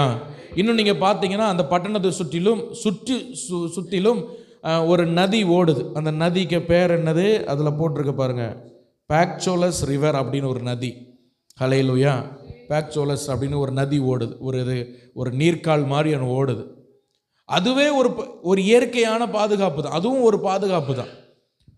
எதிரி நாட்டுக்குள்ளவங்க இந்த மாதிரி நதியெல்லாம் பார்த்தாங்கன்னா உள்ள என்ன கிடக்குதோ கிடக்கலையோ அவங்க பயப்படுவாங்க. ஏன்னா சில நாடுகளில் என்ன பண்ணுவாங்க, பாபிலோன் பண்ண தேசங்கள்லாம் தங்களுடைய பட்டணத்தை சுற்றி நதி வெட்டி அதுக்குள்ளே முதலையை பிடிச்சி போட்டிருப்பாங்க, பாம்புகளை பிடிச்சி போட்டிருப்பாங்க, முள்ளுகளை வெட்டி போட்டிருப்பாங்க. அந்த நதிக்குள்ளே யாரும் குதித்து அந்த பட்டணத்துக்குள்ளே வந்துடக்கூடாதுன்னு அவ்வளோ பாதுகாப்பாக வச்சுருப்பாங்க. அதனால மற்ற நாட்டுகளில் இருக்கிறவங்க உண்மையாக உள்ள முதல்ல கிடக்குதோ இல்லையோ இவங்க பக்கத்தில் போகிறதுக்கே பயப்படுவாங்க. அந்த நதி பக்கத்தில் நதியை தாண்டி போகிறதுக்கு. இப்படி இயற்கையாகவே அந்த நதி, அந்த பட்டணம் நல்லா பாதுகாக்கப்பட்டு அந்த படத்தில் பார்க்கறது போல் சுற்று சுவரில் நல்லா மதில் வச்சிருக்கிறாங்க. அதுபோல் நீங்கள் இடது பக்கம் மேலே பார்க்குறீங்க பாருங்கள், அங்கே தான் ராஜாக்கள் இருப்பாங்க. அதில் இந்த பட்டணத்துக்குள்ளே வரவே முடியாது. அது போக அந்த மேலே இருக்கிற அந்த மலை பகுதிக்கு யார் நினைச்சாலும் போக முடியாது. அவ்வளவு செங்குத்தான பாறைகள். மேலே போய் அந்த அரண்மனையில் இருக்கிற எதையும் அவங்க எதிரி நாட்டவங்க தொடவே முடியாது. அவ்வளவு பாதுகாப்பாய் அவர்கள் இருக்கிறார்கள். ஹல்லேலூயா. அப்போ இயற்கையாகவே அவர்களுக்கு ஒரு பாதுகாப்போடு இருக்கிறாங்க. அந்த மலைப்பகுதி அப்படியே ஒரு பட்டணமாக வைத்து இருக்கிறார்கள். Praise the Lord. ஹல்லேலூயா. ஆங்கிலத்தில் அந்த பட்டணத்துக்கு இம்ப்ரெஞ்சபிள் அப்படின்னு சொல்கிறாங்க. அதாவது கிட்டவே நெருங்க முடியாதையா. சர்தை பட்டணத்தை யாரும் என்ன செய்ய முடியாது, கிட்டவே நெருங்க முடியாது. ஆனால் ஆண்டவர் சொல்கிறாரு, சர்தை உன் கிரியை நான் அறிந்திருக்கிறேன், நீ சரியில்லை, எதையும் ஒழுங்காக செய்ய மாட்டேன்றான். எவ்வளோ ஆப்போசிட்டாக இருக்கு பாருங்க ஆண்டவர் சொல்கிறதுக்கும் அங்கே நடக்கிறதுக்கும். ஏன் ஆண்டவர் அப்படி சொன்னார்? அப்படின்னா இந்த பட்டணம் பாருங்கள் பெரிய பெரிய மதில் சுவர்கள் கட்டி வச்சிருக்கு. அந்த மதில் சுவர் ஒன்றுமே நீங்கள் பார்த்தீங்கன்னா 65 அடி அகலமாக ஒரு மதில் சுவர். அந்த மதில் சுவர் முழுசாக இருக்குல்ல, அது முற்றிலுமாக 65 அடி அகலம். அப்புறம் அதுக்கப்புறம் நதி ஓடுது. அந்த உயரமான குன்று, அந்த குன்று பகுதி நீங்கள் பார்த்தீங்கன்னா அது கடல் மட்டத்திலிருந்து 1500 அடி உயரம் இப்படி இருக்குது. ஆனாலும் அந்த பட்டணத்தை பாருங்க, அந்த பட்டணம் பல முறை வீழ்த்தப்பட்டது. ஹல்லேலூயா. கோரேஸ் ராஜா, அலெக்சாண்டர் இவர்களாம் அந்த பட்டணத்தை பிடிச்சாங்க. எப்படி பிடிச்சாங்க? இந்த பட்டணத்தை வைத்து தான் அந்த அந்த பட்டணத்தில் இருக்கிற சபைக்கு ஆண்டவர் ஒரு செய்தியை கொடுக்கிறார். ஹல்லேலூயா. நல்லா உங்களுக்கு புரியுதா? எத்தனை பேருக்கு புரியுது? ஹல்லேலூயா. அந்த பட்டணம் எப்படி இருக்குதோ அந்த பட்டணத்தையே ஒரு எக்ஸாம்பிளாக எடுத்து இதே மாதிரி தான் உன் ஆவிக்குரிய லைஃபும் இருக்குன்னு அந்த சபைக்கு ஆண்டவர் சொல்கிறார். எப்படின்னா, இவர்களுக்கு ஓவர் கான்ஃபிடென்ஸு, நம்ம தேசத்தை எவனும் பிடிக்க முடியாதுன்னு இவர்கள் சரியாய் அந்த பட்டணத்தை பாதுகாப்பதில்லை. பட்டணத்தை சுற்றி இருக்கிற போர் செய்வர்கள், மதிலில் இருக்கிறவங்க, அவங்க வேலையை ஒழுங்காக செய்கிறதில்ல. எல்லாம் கடந்து உறக்கம், எல்லாம் கடந்து என்னது, தூக்கமோ சோம்பலும், ஒன்றும் ஒரு விழிப்போடு இருக்க மாட்டாங்க. எதிரி வந்தாலும் அவங்களுக்கு என்ன நினச்சிட்டு இருக்கிறாங்க, நம்மளை பிடிக்கவே முடியாது. முதல்ல கோரேஸ் ராஜா இந்த பட்டணத்தை பிடிக்கணும்னு பைபிளில் இருக்குல்ல, கோரேஸ் ராஜா நீங்கள் வாசிச்சிருப்பீங்க. அந்த கோரேஸ் ராஜா அந்த பட்டணத்தை பிடிக்கணும்னு முயற்சி பண்ணி அவர் பிளான் பண்ணி சுற்றிலும் கேம்பு போட்டு உட்காந்துருக்காரு. எப்போ கேப்பு கிடைக்கும் பிடிக்கலான்னு. நல்லா கவனிங்க, இதை அப்படியே ஆண்டவர் எக்ஸாம்பிளாக கொண்டு வர்றார். பிசாசு இப்படி தான் உன்னை சுற்றி உட்காந்துருக்கிறான் அப்படின்னு. ஹல்லேலூயா. சுற்றி கேம்பு போட்டு உட்காந்துருக்கான், என்ன கேப்பு கிடைக்கும் பிடிக்கலான்னு. அந்த கோரேஸ் ராஜாவுடைய அந்த போர் வீரரில், அவர்களுடைய போர் வீரன் ஒருவன் அந்த பட்டணம் மதில் சுவரில் ஒரு துவாரம் இருக்கிறத, ஒரு வழி இருக்கிறத அவன் கண்டுபிடிச்சிட்டான். ஹல்லேலூயா. இவ்வளவு தூரம் பட்டணத்தை பாதுகாத்து வச்ச இந்த ஜனங்கள், இந்த பட்டணத்தின் ஜனங்கள் இந்த பட்டணத்தில் இருக்கிற ஒரு சின்ன கேப்பை அடைக்க மறந்துட்டாங்க. அதை இல்லைன்னா கேர்லெஸ்ஸாக விட்டுட்டாங்க. இதை எப்படியும் யாரும் உள்ளே வரமாட்டா அப்படின்னு நினச்சிட்டாங்க. ஆனால் இந்த பயலுக்கு அது கண்ணில் பட்டிருக்கு. ஹல்லேலூயா. கோரேஸ் ராஜாவே ஓடி வாரோம், என்னையா இங்கே ஒரு கேப் இருக்குது வாருன்னு சொல்லி அந்த கேப் வழியாக உள்ள சாடி போய் பட்டண வாசலை திறந்து விட்டுட்டான். இப்படி தான் முதல்ல இந்த பட்டணம், சரதை பட்டணம் வீழ்த்தப்பட்டது. ஹல்லேலூயா. சரி, இப்போ அது மனம் திரும்பணும்ல, மனம் திரும்பலை. பல ஆண்டுகள் கழித்து அலெக்சாண்டர் இந்த பட்டணத்தை பிடிக்க வந்தான்.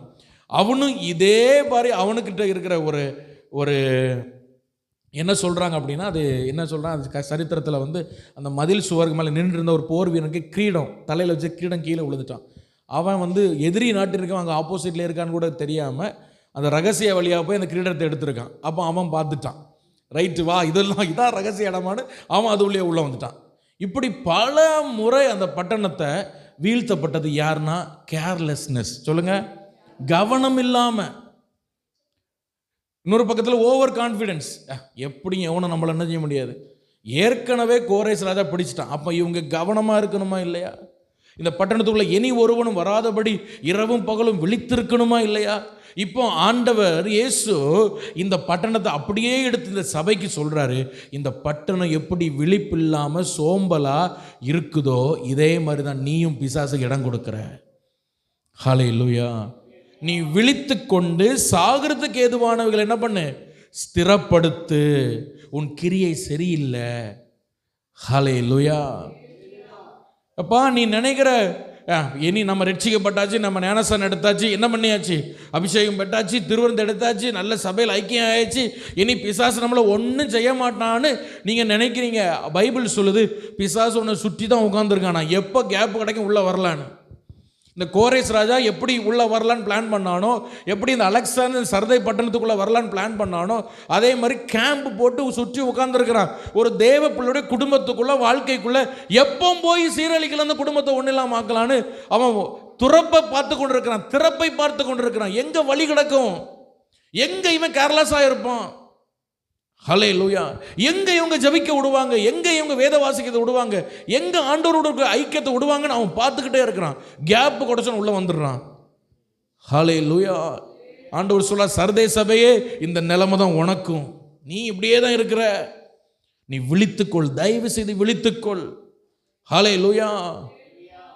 பட்டணத்தின் மதிலில் இருக்கிற அந்த போர் செய்வர்கள் தூங்கி கொண்டு இருக்கிறது போல நீயும் தூங்கி கொண்டு இருக்கிற. கேட்டால் சொல்கிறேன், நான் ரட்சிக்கப்பட்டேன், இயேசு இரத்தத்தால் கழுவப்பட்டேன், ஆண்டவர் எனக்கு ப்ரொடெக்ஷன். ஹல்லேலூயா, ஹல்லேலூயா. நல்லா கவனிங்க, அந்த பட்டணத்துக்கு நேச்சுரலாகவே ஒரு ப்ரொடெக்ஷன் இருந்தது. என்ன இருந்தது? இயற்கையாக ஒரு பாதுகாவல் இருந்தது. என்னது? அந்த பாருங்கள், அந்த குஞ்சு, அந்த ஒரு குஞ்சு இருக்குது பாருங்கள், உயரமான மலை, அது நேச்சுரலாக கடவுளாக கொடுத்த ஒரு பாதுகாவல். சுற்றி இருக்கிற நதி பாருங்கள், அது கடவுளாக கொடுத்த ஒரு, ஆண்டவராக கொடுத்த ஒரு பாதுகாவல். அது மட்டும் இல்லாமல் மேன்மேடு, மனிதன் உருவாக்கின பாதுகாவல் என்ன? அந்த மதில் சுவர் எல்லாமே. அல்லேலூயா. அப்போ நல்லா கவனிங்க, ஆண்டவர் 2 விதத்தில் நம்மளை பாதுகாக்கிறார். முதல்ல நல்லா கவனிக்கணும், நம்ம ரட்சிக்கப்பட்ட பொழுது, இயேசுவின் இரத்தத்தால் கழுவப்படும் பொழுது நம்ம மேலே கர்த்தருடைய இரத்தம் ஒரு பாதுகாவலாக வருது. அது நேச்சுரலாக ஆண்டவர் நம்மளை வைக்கிறது. அதுக்கு நம்ம எந்த பிரயாசமும் நம்ம செய்யண்டாம். அல்லேலூயா. உங்களுக்கு புரியுதா? அல்லேலூயா. கர்த்தருடைய வசனம் உங்களுக்கு பாதுகாப்பு. உங்கள் மேலே ஒரு அபிஷேகம் வருதில்லை, அதுவே உங்களுக்கு ஒரு ப்ரொடெக்ஷன் தான், அதுவே உங்களுக்கு ஒரு பாதுகாவல் தான். ஆமென். ஆனால் பிசாசு என்ன பண்ணுறான்னா, நம்ம முயற்சி பண்ணி சில பாதுகாவல் நம்ம வைக்கணும் எக்ஸ்ட்ரா. அதுதான் நம்ம ஜெபம் பண்ணுறது, கர்த்தரோடு நடக்கிறது, வேதம் இதெல்லாம் உபவாசிக்கிறது, ஜெபம் பண்ணுறது, ஜெபிக்கிறது, இது எல்லாமே நமக்கு நம்ம மேன்மேடு ஒரு ப்ரொடெக்ஷன். 2 பாதுகாப்பு நமக்கு வேணும். இப்போ பிசாசு என்ன பண்ணுறான்னா, கண்டிப்பாக கர்த்தர் மேலே இருக்கிற, கர்த்தர் இவன் மேலே வச்சிருக்கிற அந்த ரத்தத்தை தாண்டி இவனை ஒன்றும் பண்ண முடியாது. ஆனால் இவன் எங்கேயாவது கோட்டை விடுவானான்னு பார்த்துக்கிட்டே இருக்கிறான். ஹல்லேலூயா, ஹல்லேலூயா. ஜீவனை ஒன்றும் பண்ண முடியாது, ஜீவனை ஒன்றும் செய்ய முடியாது, ஏன்னா கர்த்தர் பாதுகாப்பாக இருக்கிறார். மற்றபடி இவனை வேற என்ன பண்ணலாம், ஜீவனை மட்டும் வச்சுட்டு வேற என்னத்தை உருவலான்னு அவன் பார்த்துக்கிட்டே இருக்கிறான். எப்படி அந்த கோரேஸ் ராஜா அந்த பட்டணத்துக்குள்ளே வர்றதுக்கு கண்ணில் களிம்பை ஊற்றிக்கிட்டு இரவும் பகலும் பார்த்து கொண்டு இருந்தானோ, அலெக்சாந்தர் பார்த்து கொண்டிருக்கானோ இருந்தானோ, 1400 ஆண்டுகள் கிபி 1400 அப்பவும் அந்த தேசம் வீழ்த்தப்பட்டது. பல ராஜாக்கள் வந்து வீழ்த்தினாங்க. தங்களுக்கு கர்த்தர் கொடுத்த எல்லா பாதுகாவல், எல்லா இயற்கையின் நன்மைகள் எல்லாவற்றையிலும் ஒரு கவனம் இல்லாமல், விழிப்பு இல்லாமல், எல்லாம் கேர்லெஸ்ஸாக விட்டதுனால ஆண்டவர் அந்த பட்டணத்தையே எடுத்து அந்த சபைக்கு ஒரு முன்மாதிரியாக சாட்சியாக வைக்கிறார். இந்த பட்டணம் எப்படி இருக்கோ அதே மாதிரி தான் நீயும் இருக்கிற, தயவு செய்து விழித்துக்கொள். ஹல்லேலூயா. உனக்கு எதெல்லாம் சாகிறதுக்கு எதுவாக இருக்கோ, அப்படின்னா புரியுதா? சாகிறதுக்கு எதுவாக என்னது? பிசாசு எதை வச்சு உன்னை அட்டாக் பண்ணுறானோ அதில் நீ உன்னுடைய கவனத்தை செலுத்து. ஹல்லேலூயா. எந்த திறப்பு வழியாக ஏறி பட்டணத்துக்குள்ளே வந்தானோ அந்த திறப்பை மறுபடியும் அட. ஹல்லேலூயா, ஹல்லேலூயா. இந்த ஒரு விஷயம் செய்கிறதுனால தானே, இந்த ஒரு நபர்கிட்ட நீங்கள் பேசுகிறதுனால தானே, இந்த ஒரு பழக்கம் உங்களுக்கு இருக்கிறதுனால தானே, இந்த ஒரு ஆப் உங்கள் ஃபோனில் இருக்கிறதுனால தானே, இந்த ஒரு நபர்கிட்ட நீங்கள் பேசி கொண்டு இருக்கிறதுனால தானே, இந்த இடத்துக்கு போகிறதுனால தானே பிசாசு உங்கள் வாழ்க்கையில் வர்றான். அப்போ அதை அட, அந்த வழியை அட. ஹல்லேலூயா. ஏன் திறந்தே வச்சுருக்கீங்க அந்த வழியை? ஆண்டவர் சர்தேசை பார்த்து கேட்குறாரு, ஏன் அந்த வழியை திறந்தே வச்சுருக்க நீ? ஏன் அந்த நபரை உன் வாழ்க்கையில் தூக்கி தூர போட, அந்த நபரை தூக்கி உன் வாழ்க்கையிலிருந்து. அதுதான் உன் வாழ்க்கையில் பிரச்சனை, பரிசுத்தத்துக்கு பிரச்சனை.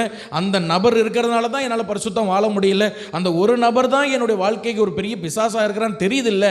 அப்போ ஏன் வச்சுக்கிற அந்த துறப்பை? சாகிறதுக்கு எதுவானதை ஸ்திரப்படுத்து. ஹல்லேலூயா. வேண்டாம் அது உனக்கு, அந்த ஆளை உனக்கு வேண்டாம்ப்பா. Praise the Lord. ஹல்லேலூயா. நல்லா கவனிக்கணும் கிறிஸ்தவர்கள், நல்லா தேவ பிள்ளைகள் நல்லா கவனிக்கணும். எந்த நபர் உங்கள் வாழ்க்கையில் நீங்கள் கர்த்தருக்கு பிரியமில்லாத அனுமதிக்கிறீங்களோ அவர்கள் உங்கள் வாழ்க்கையை ஆளுகை செய்ய முடியும். ஏன்னா மனுஷனுக்குள்ள அந்த பவர் இருக்குது, அந்த ஆவிக்குள்ளே. ஹல்லேலூயா. எத்தனை பேருக்கு இது புரியுது எனக்கு தெரியல, ஆனால் இது உண்மை. ஹல்லேலூயா, உண்மை.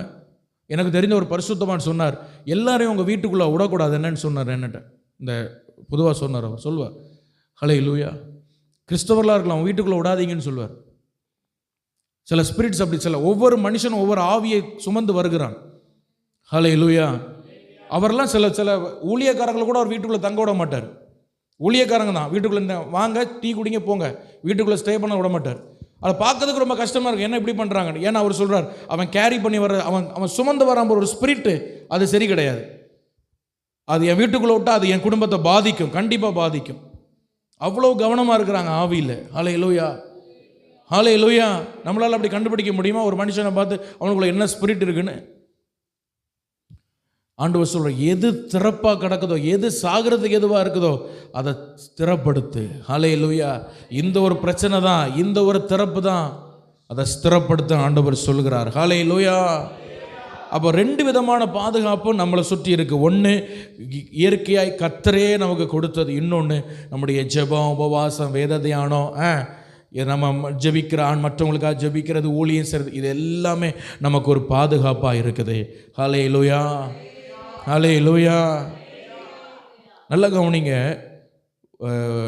ஆண்டவர் ஒரு அழகான ஒரு செய்தி கேட்கும்போது ஒருத்தர் சொன்னார், ஆண்டவர் சில நேரங்களில் சில மனுஷனுடைய ஜீவனுக்கு விரோதமாக பிசாசு போராடுவானா. நல்லா கவனிங்க.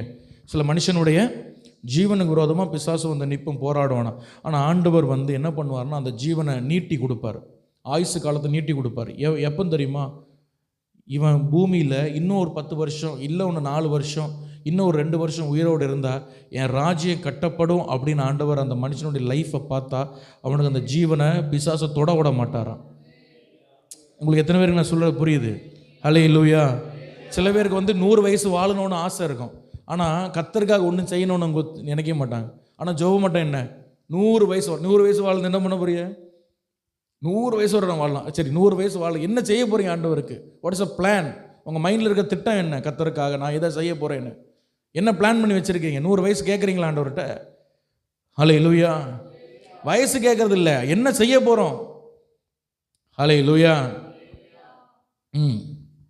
என்ன செய்ய போகிறோம்? ஆண்டவர் சில ஜீவனை பார்த்துட்டு சொல்லுவாரான், இவனை இப்போ எடுக்க வேண்டாம், இவன் கொஞ்ச நாள் இருக்கட்டு பூமியில், ஏன்னா இவன் ராஜ்யத்துக்கு பூமியில் இருந்தால் ராஜ்யத்துக்கு பிரயோஜனமானவன் பார்த்தா விட அவன் ஜீவனை எடுக்க மாட்டார், கொஞ்சம் வாழ வாய்ப்பு கொடுப்பார். ஹல்லேலூயா. அப்போ அவன் ஆண்டவருக்காக ஓடுறான் பாருங்க, அது அவனுக்கு ஒரு ப்ரொடெக்ஷன், அது அவனுக்கு ஒரு பாதுகாவல் அவனை ஜீவனை சுற்றிலும். ஹல்லேலூயா. கர்த்தருக்காக அவன் ஏதோ ஒரு விஷயத்தில் பயன்படுறான் பாருங்க, அந்த ஆத்துமா ஆண்டவருக்காக ஏதோ ஒன்று செய்தில்ல, அதுவே அந்த ஊழியமே அவர்களுக்கு ஒரு பாதுகாவலாக இருக்கு.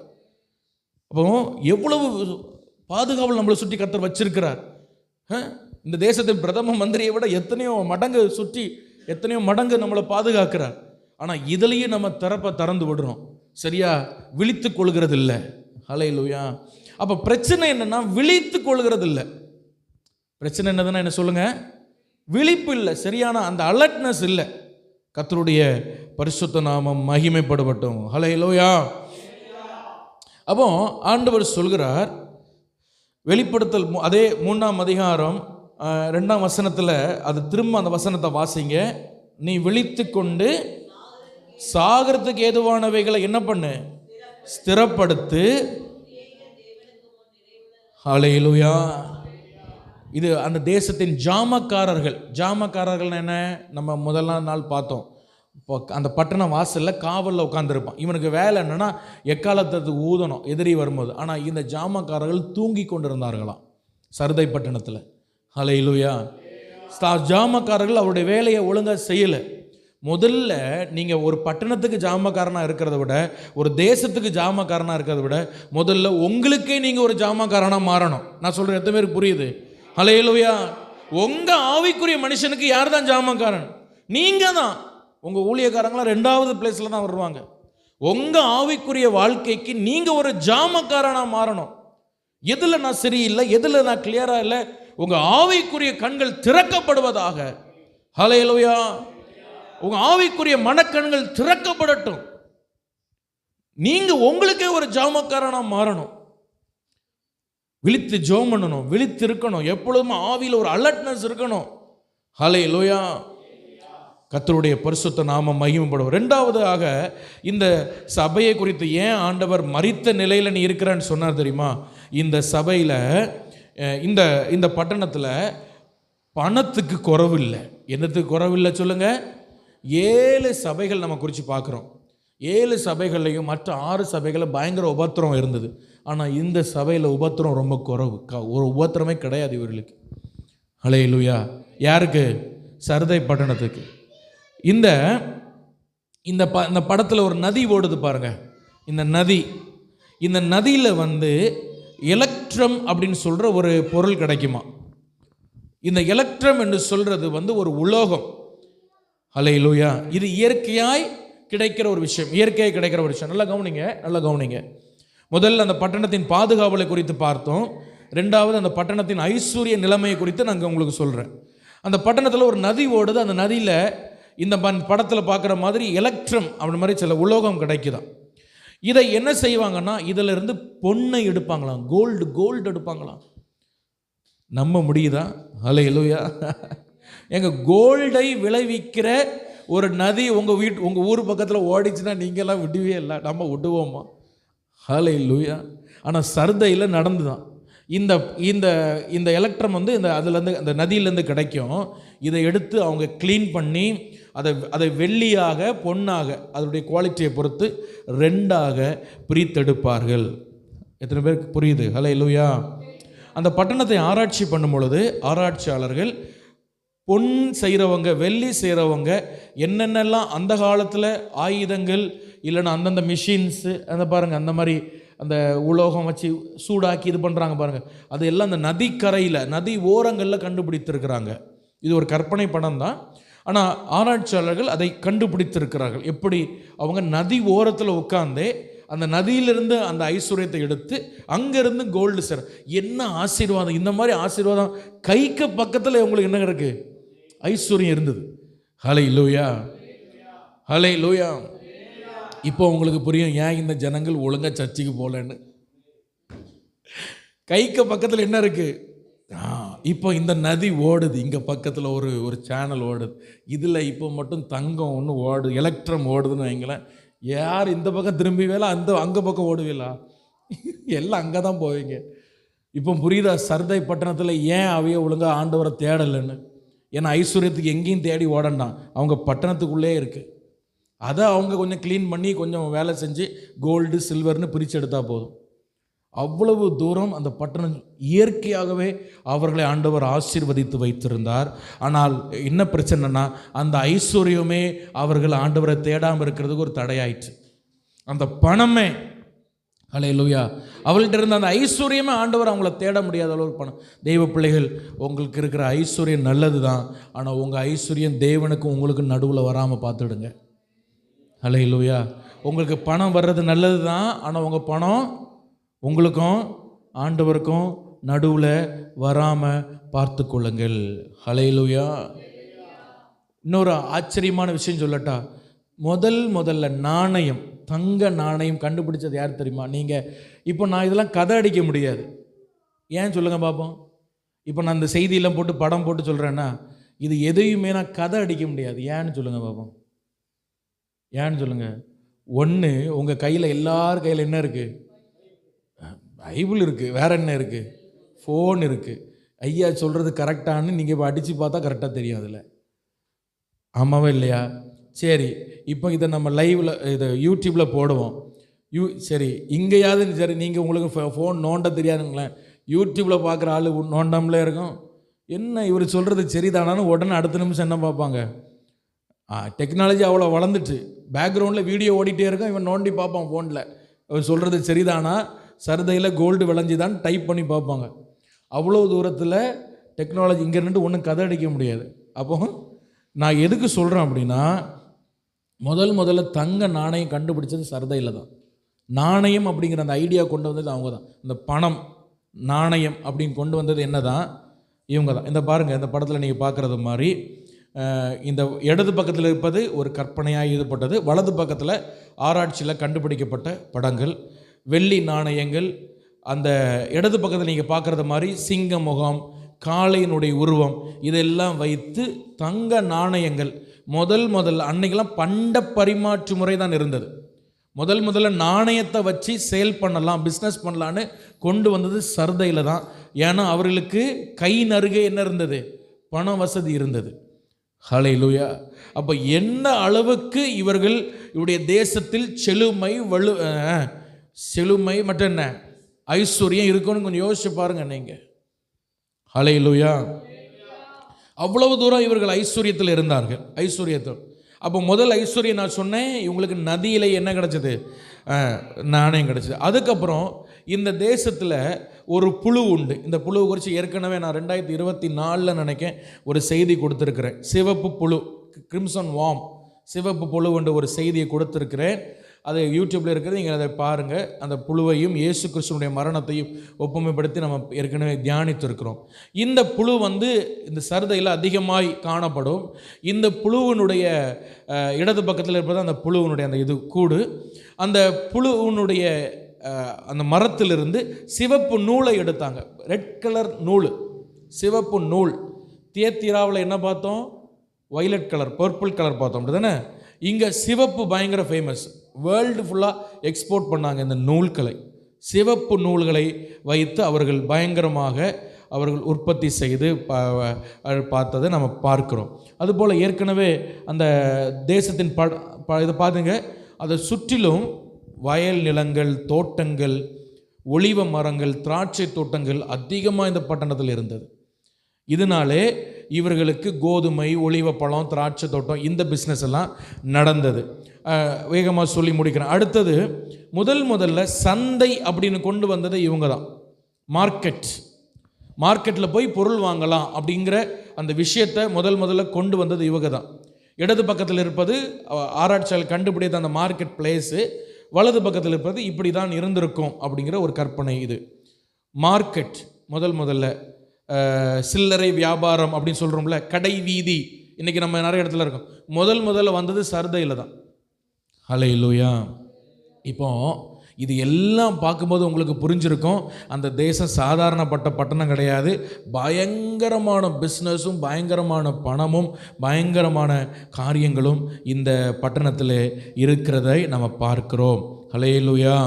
ஆனால் ஒன்று விஷயம் தெரியுமா, ஆண்டவர் சொல்கிறாரு இந்த பட்டணத்தை பார்த்து, பட்டணமே இந்த சபையை பார்த்து சொல்கிறார், சபையே மாம்சரீகமாக ஒரு பிழைப்புக்காக, ஒரு சாப்பாட்டுக்காக, இல்லைனா வாழ்க்கையின் ஆசீர்வாதத்திற்காக நீ எவ்வளவு உழைக்கிற.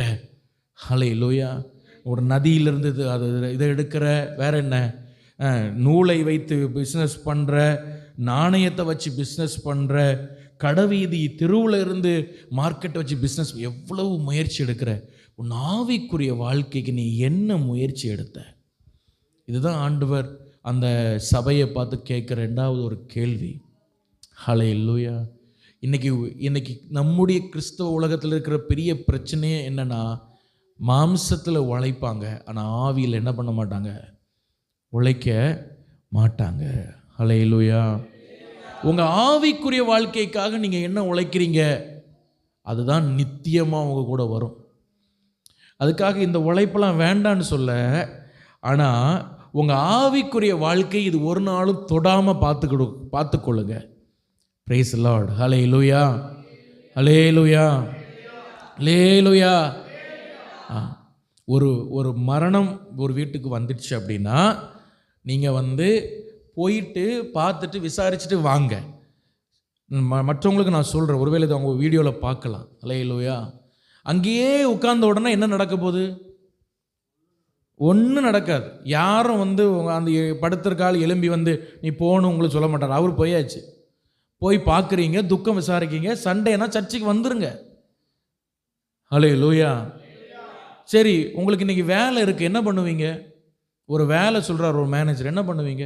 காலையில் போய் அந்த வீட்டுக்கு போய் ஆறுதல் சொல்லிவிட்டு அடுத்த நிமிஷம் பைக் எடுத்துகிட்டு வேலைக்கு போவீங்களா மாட்டிங்களா? இதெல்லாம் சும்மா சாக்கு போக்கு. ஒரு மரணம் வந்தோடனே அவருக்கு அங்கே போய் நின்றுக்கிடணும். ஹல்லேலூயா. சரி, தாங்க முடியாத ஒரு இழப்பாருன்னா ஓகே, இது வயதானவங்க தானே, போய் பார்த்துட்டு விசாரிச்சுட்டு வந்தா என்ன? இதெல்லாம் நமக்கு இருக்கிற தேவையில்லாத இது பிசாசு இந்த மாதிரி நீங்கள் கேப்பு கொடுத்துட்டே இருக்க அவன் அதான் வழியெல்லாம் வச்சுக்கிட்டே தான் இருப்பான். ஹல்லேலூயா. எனக்கு ஒரு பிரச்சனையும் ஒரு தடையும் வரக்கூடாது. சண்டே எனக்கு லீவு கிடைக்கிற மாதிரி ஒரு வேலை கிடைக்கணும், அப்போ தான் நான் சர்ச்சுக்கு வருவேன். நீ கடைசி வரை வரவே மாட்ட தாயி, நீ வரவே மாட்டேன், எனக்கு தெரியும். கடைசி வரை பிசாசு சண்டே லீவு கிடைக்கிற மாதிரி ஒரு வேலையும் கொடுக்க மாட்டான், கடைசி வரை நீங்கள் சர்ச்சுக்கும் வர மாட்டிய. ஆனால் எங்கள்கிட்ட சண்டே லீவு கிடைக்கிற மாதிரி ஒரு ஜோம் பண்ணுங்க, அப்படிலாம் ஜோம் பண்ண முடியாது. நான் ஜோம் பண்ணாலும் அது நடக்காது. ஆண்டவர் நம்முடைய டிசிப்ளினை பார்க்குறாரு. சண்டே லீவு இல்லாட்டாலும் எப்படி 2 வாரம் வரையன், 3 வாரம் வரையன், 4வது வாரம் ஆண்டவர் உனக்கு ஒரு அற்புதமான வழியை திறப்பார். ஹல்லேலூயா. ஆண்டவர் அற்புதமான செய்வார். ஏன் ஆண்டவரால் முடியாது? என்னட்டா அன்றைக்கி ஒரு சண்டே லீவு கிடைக்கிற மாதிரி ஜோம் பண்ணுங்க பாஸ்டர், நான் நினச்சேன் நீ கடைசி வரை வரமாட்டேன். ஹல்லேலூயா. சண்டே லீவும் கிடைக்க போகிறது இல்லை. சண்டே லீவு கிடைச்சாலும் இவளுக்கு அடுத்து என்ன வந்துடும்? தலைவலி வந்துடும். இன்றைக்கி ஏன் வரல? லீவு தான், ஆனால் தலைவலி. ரைட். அதுதான் மாம்சத்திற்காக உழைக்கிறதுல யாரையும் ஒன்றும் கஷ்டப்படுத்தனா, எல்லாம் ஜாலியாக செய்கிறோம். ஆவிக்குரிய வாழ்க்கைக்கு நீங்கள் ஒரு 60 வருஷம் 70 வருஷம் வாழ்க்கைக்கு எவ்வளோ உழைக்கிறோமே, நித்தியத்துக்கு நீங்கள் என்ன பண்ணுறீங்க? ஹல்லேலூயா. ஆண்டவர் இந்த சபையை பார்த்து சொல்கிறேன், உன் கிரியை எல்லாம் நான் பார்க்குறேன், உன் கிரியை தேவனுக்கு முன்பாக நிறைவுள்ளதா இல்லை. காரணம் என்னென்னா, ஆவிக்குரிய வாழ்க்கைக்கு நீங்கள் உழைக்கிறதே கிடையாது. ஹல்லேலூயா. ஒரு ஜெபம் கிடையாது, ஒரு வேதவாசம், ஒரு தியானம், ஒரு அர்ப்பணம், ஒரு பைபிளை உட்காந்து வாசிக்கணும், இந்த வருஷத்தில் பைபிளை முடிக்கணும், இல்லை ஒரு 3 மாசத்துல பைபிளை படித்து முடிக்கணும், எந்த பிரதிஷ்டையும் எந்த முயற்சியும் எந்த பிரயாசையும் எடுக்க மாட்டாங்க. ஆனால் மாம்சக்காரிய வேலைக்கு போகணுமா, ஒரு 500 ரூபா சம்பளம் கிடைக்குதா, தலையை போனால் கூட இவங்க இது பண்ண மாட்டாங்க. எவ்வளவு கஷ்டப்பட்டாலும் அந்த வேலையை செஞ்சு, ஏன்னா என்ன கிடைக்கும், ஒரு 500 ரூபா சம்பளம் கிடைக்கும். ஒரு 500 ரூபா சம்பளத்துக்கு நீங்கள் இவ்வளோ ஆண்டவர் சர்தையை பார்த்துக்க இவ்வளோ முயற்சி பண்ணுறியே, சர்தை சபையே, உன் ஆவிக்குரிய வாழ்க்கைக்கு ஏதாவது பிரயாசம் எடுக்கிறியா? அன்னைக்கு வீட்டு சபைகள் தான் இருந்தது, நம்மள மாதிரி கட்டட சபைகள் கிடையாது அன்னைக்கு. அவங்களுக்கு அந்த வீட்டு சபைக்கு யாரும் போகிறது கிடையாது. ஏன்னா என்ன சொல்லுவாங்க, நான் நதிக்கு போயிட்டேன் காயின் எடுக்கிறதுக்கு, நான் சந்தைக்கு போயிட்டேன், மார்க்கெட்டுக்கு போயிட்டேன். இன்றைக்கி நீங்கள் சொல்கிற அதே காரியம்தான் இன்றைக்கி புதுசாலாம் யாரும் சொல்லலை. அன்னைக்கு சர்தை சபையில் சொன்ன அதே நொண்டி சாக்கு தான். ஹல்லேலூயா. ஏன் சர்ச்சுக்கு வரல, அது நான் திராட்சை பழம் பறிக்க போயிட்டேன். ஏன் சபைக்கு வரல சிஸ்டர், ஒலிவ பழம் பறிக்க போயிட்டேன். ஹல்லேலூயா. ஏன்னா எல்லாமே இங்கே கிடைக்குது பாருங்க. ஏன் சர்ச்சுக்கு வரல, அது சிவப்பு நூல் எடுக்க போயிட்டேன்.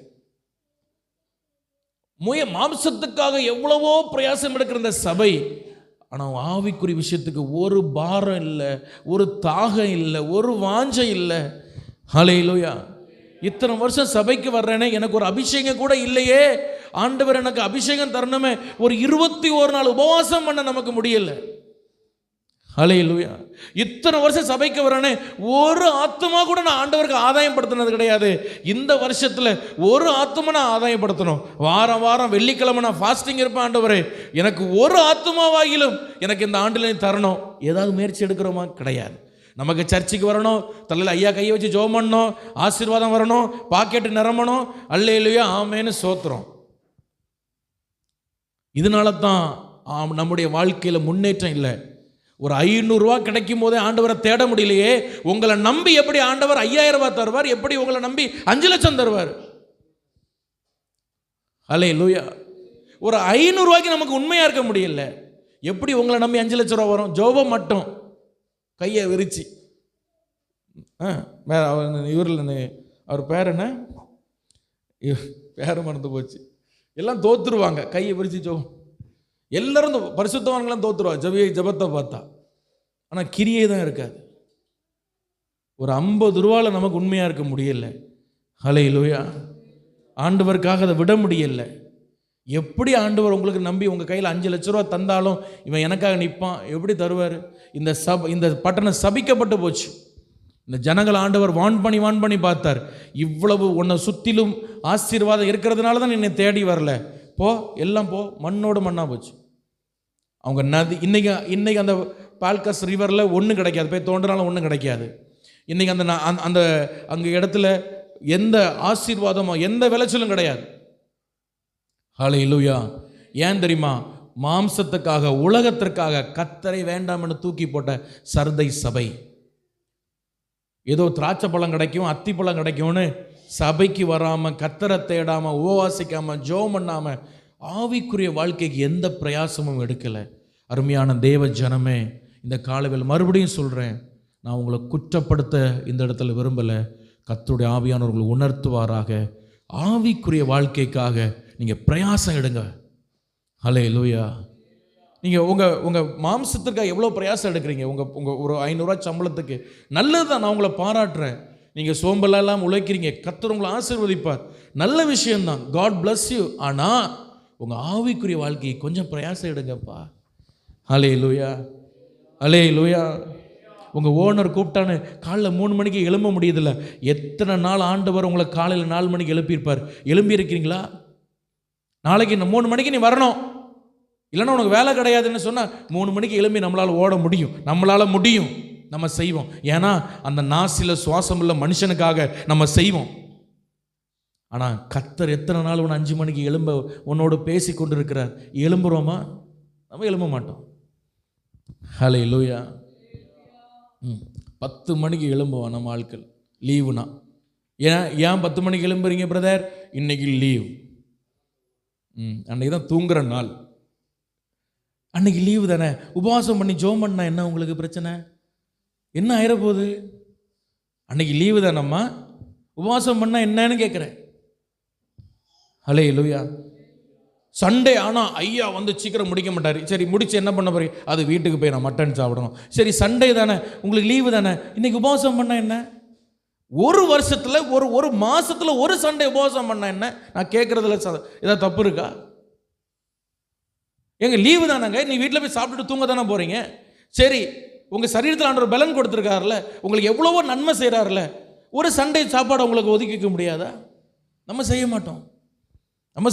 ஆனால் ஆண்டவர் வானத்தின் பலகனியும் நமக்கு என்ன செய்யணும்? சர்தை சபையில் இருந்த பிரச்சனை அதுதான். எல்லா ஆசீர்வாதமும் அவங்க வேற பட்டணத்துக்கு தேடி போகவே வேண்டாம், எல்லாம் அவங்க கைக்குள்ளே இருந்தது. அதுவே அவர்களுக்கு ஒரு சாபமாய் மாறிச்சு. நல்லா சொல்றேன், உங்க ஆசீர்வாதம் உங்க பணம் உங்களுக்கு ஆசீர்வாதமாக இருக்கணுமே தவிர உங்களுக்கு சாபமாக மாறிடக்கூடாது. ஹல்லேலூயா. நான் ஏதோ உங்களை இது பண்ணி பேசலை, உண்மையாக சொல்கிறேன். உங்களுக்கு கர்த்தரை நீங்கள் முன்னாடி வச்சிங்கன்னா உங்கள் ஐஸ்வர்யம் உங்களுக்கு ஐஸ்வர்யமாக உங்கள் கையில் இருக்கும். ஹல்லேலூயா. இல்லை என்னால் அப்படி பண்ண முடியலை, என்னால் ஒழுங்காக ஜெபம் பண்ண முடியலை, உபவாசம் பண்ண முடியலை, என்னால் பைபிள் படிக்க முடியாது, எனக்கு அப்படிலாம் இருக்க முடியாது அப்படின்னா அந்த ஐஸ்வர்யம் நல்லா கவனமாக இருக்கணும். ஹல்லேலூயா. நான் சில விஷயம் சொல்ல விரும்பலை. அந்த சர்தை பட்டணமே உங்களுக்கு ஒரு உதாரணமாக இருக்கட்டும். ஹல்லேலூயா, ஹல்லேலூயா, ஹல்லேலூயா. ஆண்டவர் மறுபடியுமா இதில் உங்களை திரும்ப இந்த வார்த்தை உங்களை சொல்ல வைக்கிறார். உங்கள் ஆவிக்குரிய வாழ்க்கைக்காக பிரயாசம் எடுங்க. ஏதாவது ஒரு ட்ரை பண்ணுங்கள். இந்த 2026 நீங்கள் வந்துட்டீங்க, ஏதாவது ஒரு பிரயாசம் எடுங்க. இந்த ஆண்டு நான் பைபிள் முடிக்கணுமோ, வேறு என்ன, இந்த ஆண்டு நான் இந்த வாரத்தில் இந்த நாள் நான் உபவாசம் பண்ணுவேன், அப்படி ஒரு பிரயாசம் எடுங்க. ஹல்லேலூயா. நான் இந்த வருஷத்தில் 3 மாதத்தில் ஒரு ஆத்மாவை நான் என்ன பண்ணுவேன்? ஆதாயப்படுத்துவேன். இத்தனை மணி நேரம் நான் என்ன பண்ணுவேன்? சபைக்காக ஊழியங்களுக்காக நான் ஒரு நாளைக்கு கொஞ்சம் ஜெபம் பண்ணுவேன். ஏதோ ஒரு பிரயாசம் எடுங்க. தயவு செய்து நான் சொல்கிறேன், நான் உங்களை கையெடுத்து கும்பிட்டு கேட்குறேன், தயவு செய்து ஒரு பிரயாசம் எடுங்க. அந்த பிரயாசம் உங்களுக்கு ஆசீர்வாதமாக இருக்கும். ஆண்டவருடைய மன குமுறலை நான் பேசி கொண்டு இருக்கிறேன். ஹல்லேலூயா. ஒரு பிரசங்கமாக இல்லை, ஆவியானவர் ரொம்ப வேதனைப்படுறாரு. சில பேர்லாம் ஆவிக்குரிய வாழ்க்கைக்கு நீங்கள் பிரயாசமே எடுக்கிறது இல்லை, எந்த ட்ரையும் நீங்கள் பண்ணுறது இல்லை. ஹல்லேலூயா. ஆனால் ஆண்டவர் உங்களை ஆசீர்வதிக்க நீங்கள் விரும்புகிறீங்க. எப்படி ஆண்டவர் உங்களை ஆசீர்வதிக்க முடியும்? ஹல்லேலூயா. ஏதாவது ஒரு பிரயாசம் தயவு செஞ்சு என்ன பண்ணுங்க? எடுங்க. ஆண்டவர் உங்கள்கிட்ட சில விஷயங்களை சில பேர்கிட்ட செய்யன்னு பேசிக்கிட்டே இருக்கிறாரா, அதையாவது செய்யுங்க. ஹல்லேலூயா. 2025 பேசிக்கிட்டு இருக்கிறார், ஆனால் நம்ம இன்னும் செய்யலை. வருஷம் 2026 ஆயாச்சு. சரி இந்த வருஷமாவது செஞ்சு முடிப்போம், கர்த்தர் கிருபை தருவார். ஹல்லேலூயா, ஹல்லேலூயா. அப்போ இந்த 7 சபைகள், இந்த படம் உங்களுக்கு தெரியுதா? எனக்கு தெரியல, எனக்கு மன்னித்து கொள்ளுங்க. ஓரளவு தான் நான் எடிட் பண்ண முடிந்தது. ஆனாலும் இடது பக்கத்தில் நீங்கள் பார்த்தீங்க அப்படின்னு சொன்னால் அந்த 7 சபைகளை கொடுத்துருக்கிறேன். வலது பக்கத்தில் ஏசாயா 11:2 அதில் இருக்கிற அந்த 7 அபிஷேகம் அதில் நம்ம பார்க்குறோம். ஹல்லேலூயா. சரி, ஒவ்வொரு சபையும் ஒவ்வொரு அபிஷேகத்தை அது காண்பிக்கிறது. இடது பக்கத்தில் தான் நான் எழுதியிருப்பேன், ஆரம்பிச்சிருப்பேன். அந்த சபையை நான் பார்த்தீங்கன்னாலும் அந்த அபிஷேகத்தை பார்த்து இடது பக்கத்துலேருந்து ஆரம்பிச்சிருப்பேன். ஏன் அப்படி ஆரம்பிக்கிறேன்னா, அந்த எபிரிய எழுத்து இடது பக்கத்துலேருந்து ஆரம்பிக்கும், அதனால் அப்படி ஆரம்பிச்சிருப்பேன். உங்களுடைய புரிந்து கொள்வதற்காக வரிசைப்படுத்தி அந்த 7 சபைகளையும் வலது பக்கத்தில் வரிசைப்படுத்தி அந்த 7 அபிஷேகத்தையும் 7 ஆவி அப்படின்னு நம்ம பைபிளில் வாசிக்கிறோம். ஹல்லேலூயா. நீங்கள் வெளிப்படுத்தல் 1 அதிகாரத்தில் வாசிங்கன்னா தேவனுடைய 7 ஆவி அப்படின்னு வாசிக்கிறோம். அதுதான் ஏசாயா 11:2 இருக்கிற அந்த அபிஷேகம், 7 வித அபிஷேகம். அப்போ சர்தை பட்டணத்துக்கு நமக்கு தேவையான அபிஷேகம் என்னன்னா அறிவின் ஆவி. சத்தமாக சொல்லுங்க, என்ன அபிஷேகம்? இந்த மாதிரிப்பட்ட சவால்களை நான் சந்திக்கிறேன், இந்த மாதிரிப்பட்ட பிரச்சனைகளை சர்தை பட்டணம் சந்திக்கிற சவால்களை நான் சந்திக்கிறேன் அப்படின்னா உங்களுக்கு தேவையான ஒரு விசேஷ அபிஷேகம் என்னன்னா ஒரு அறிவின் ஆவி, ஒரு அறிவின் அபிஷேகம். ஹல்லேலூயா. இந்த அறிவின் அபிஷேகம் ஒரு புஸ்தகத்தை படிப்பதனால் வருகிற அறிவல்ல, ஏதோ 4 பேர்கிட்ட பழகுவதனால் வருகிற அறிவல்ல, ஒரு எக்ஸ்பீரியன்ஸ் நாலேஜ் அல்ல, இதோ இல்லைன்னா உலகத்தை சுற்றி வருவதனால் வருகிற அந்த அறிவல்ல. இது என்ன அறிவு அப்படின்னா கர்த்தரோடு நெருங்கி வாழ்வதால் அவருடைய இருதயத்தை புரிந்து கொள்கிற ஒரு அறிவு. ஆமென் சொல்லுங்க. ஹல்லேலூயா. இந்த அறிவு எப்படிப்பட்ட அறிவுனா கர்த்தர் என்ன விரும்புகிறான்னு உங்களுக்கு தெரியும். உங்க இருதய அந்த அவருடைய இருதய துடிப்பை நீங்க புரிந்து கொள்வதா இருப்பீங்க இந்த அபிஷேகம் உங்க மேல வரும் பொழுது. ஆமென் சொல்லுங்க. ஹல்லேலூயா. ஏசப்பா என் வாழ்க்கை குறித்து இதுதாங்க விரும்புகிறாரு, என் வாழ்க்கையை குறித்த அவருடைய இருதய குமரல் இதுதான் இந்த வருஷம் நான் இது செய்யணும்னு நான் விரும்புகிறாருன்னு உங்களுக்கு யாரும் சொல்லாமலேயே உங்களுக்கு தெரியும். அந்த அறிவின் அபிஷேகம் உங்களுக்குள்ள வரும் பொழுது. ஹல்லேலூயா. பொதுவாக நான் பரிசுத்தம் வாழணும், ஜெபம் பண்ணணும், பைபிள் படிக்கணும், இது எல்லாரும் பொதுவாக அறிந்த அறிவு. ஆனால் இதையும் தாண்டி உங்கள் வாழ்க்கை குறித்து கர்த்தர் என்ன அறிகிறார், இந்த கிராமத்தை குறித்து கர்த்தருடைய இருதய நோக்கம் என்ன, இந்த சபையை குறித்து கர்த்தருடைய இருதய பாரம் என்ன, அதை உங்களை அறிந்து கொள்ளும்படியான ஒரு கிறிஸ்துவின் இருதயத்தை ஆழமாய் புரிந்து கொள்கிற ஒரு அறிவின் அபிஷேகம். ஹல்லேலூயா. இது கர்த்தரோடு நெருங்கி நடக்கும்போது உங்களுக்கு கிடைக்கும். இந்த சர்தை சபையின் சவால்களை நீங்கள் சந்திப்பீங்களா இருந்தா, ஒருவேளை சரியான ஒரு விழிப்பு என் வாழ்க்கையில் இல்லை, எதையும் நிறைவா செய்ய முடியல என்று இருந்தீங்கன்னா, உங்களுக்கு தேவை ஒரு அறிவின் அபிஷேகம். ஹல்லேலூயா. சரி, கடைசியாக வாசி முடிக்கலாம். அதில் 4வது வசனத்தை வாசிப்போம். வெளிப்படுத்தல் 3:4 வாசிங்க. ஆனாலும் தங்கள் வஸ்திரங்களை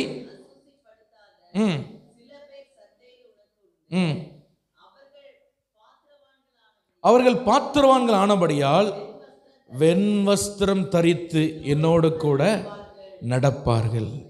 சில பேர் சர்தையிலே உண்டு. ஹல்லேலூயா. சில பேர் ஹல்லேலூயா. அதாவது சர்தை சபை முழுவதுமாக விழுந்து போன ஒரு சபை அல்ல, ஒரு சிலர் அந்த சபையில் ஆண்டவருக்காக நிற்கிற ஒரு கூட்டம் அந்த பட்டணத்தில் இருந்தாங்க. ஆமென் சொல்லுங்க. ஹல்லேலூயா. ஆண்டவர் அவர்களுக்கு கொடுக்கிற ஒரு பாக்கியம் என்னன்னு சொன்னால், உனக்கு நான் என்ன செய்வேன் அப்படின்னா, வெண் வஸ்திரத்தை நான் உனக்கு கொடுப்பேன். ஹல்லேலூயா. இப்போ நீங்கள் மேக்சிமம் எல்லாருமே வெண் வஸ்திரத்தில் தான் வந்திருக்கிறோம்.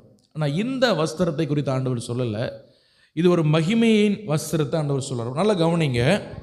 அந்த காலத்தில் சர்தை சபையில் எந்த விழாக்கள் நடந்தாலும் இந்த படத்தில் நீங்கள் பார்க்குறது மாதிரி வெள்ளை கலந்த ஒரு உடையை தான் அவர்கள் அணிந்து வருவார்கள். முழுவதும் வெள்ளைன்னு சொல்ல முடியாது, ஓரளவுக்கு அந்த கலர் லெஸ்ஸான உடையை தான் அந்த சர்தை சபையில், அந்த சர்தை பட்டணத்தில் அணிந்து வருவாங்க. எங்கே வருவாங்க தெரியுமா? அங்கே அர்த்தமிஸ் அப்படின்னு ஒரு பெரிய விக்கிரக கோயில் இருக்குது. அங்கே தான் எல்லா விழாக்களும் நடக்கும். அப்போ எல்லாருமே யூனிஃபார்மாக மேக்ஸிமம் வருவாங்க. யாருமே அந்த சிவப்பு கலரு, வயலட், பர்பிள் கலர் யாரும் யூஸ் பண்ண மாட்டாங்க. எல்லாருமே ஒரு மாதிரி பேஜ் கலரும் ஒரு மாதிரி மங்கின கலர் ட்ரெஸ்ஸை தான் போட்டுட்டு வருவாங்க. காரணம் என்னென்னா, நான்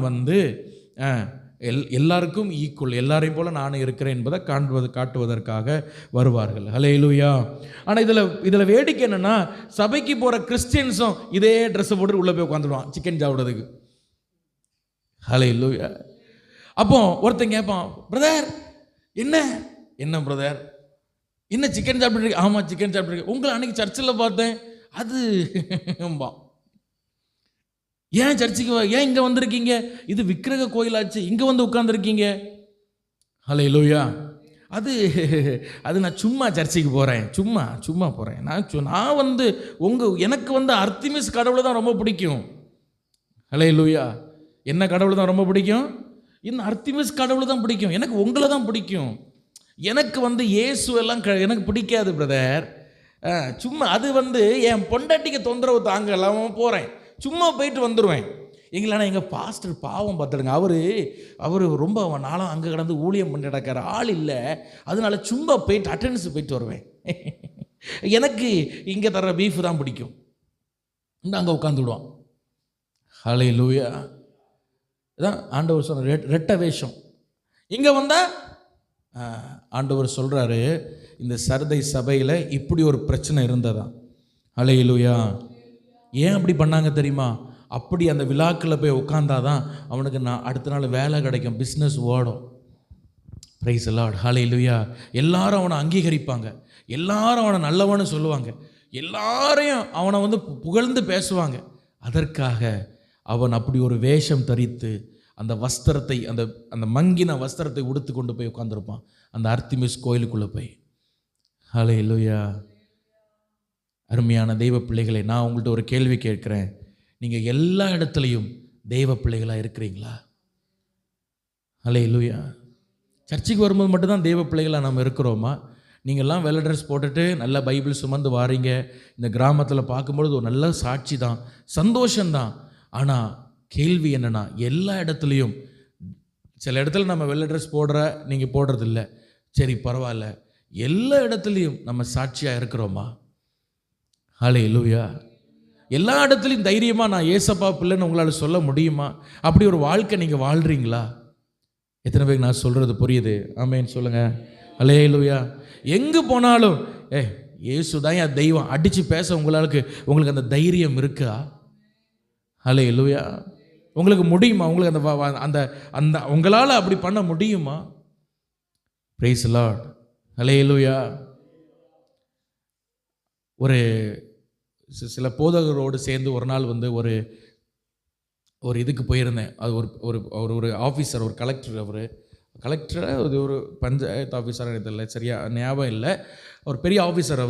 ஒரு சர்ச்சு பெர்மிஷனுக்காக நாங்கள் போயிருக்கிறோம். அப்போ போய் உட்காந்துருக்குறோம்.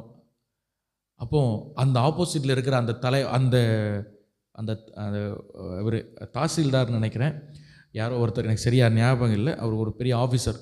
அவர் வந்து ஆண்டவர் அறியாத ஒரு மனுஷன். அப்போ அவர் சொல்கிறாரு, எனக்கு எல்லாரையும் பிடிக்குங்க.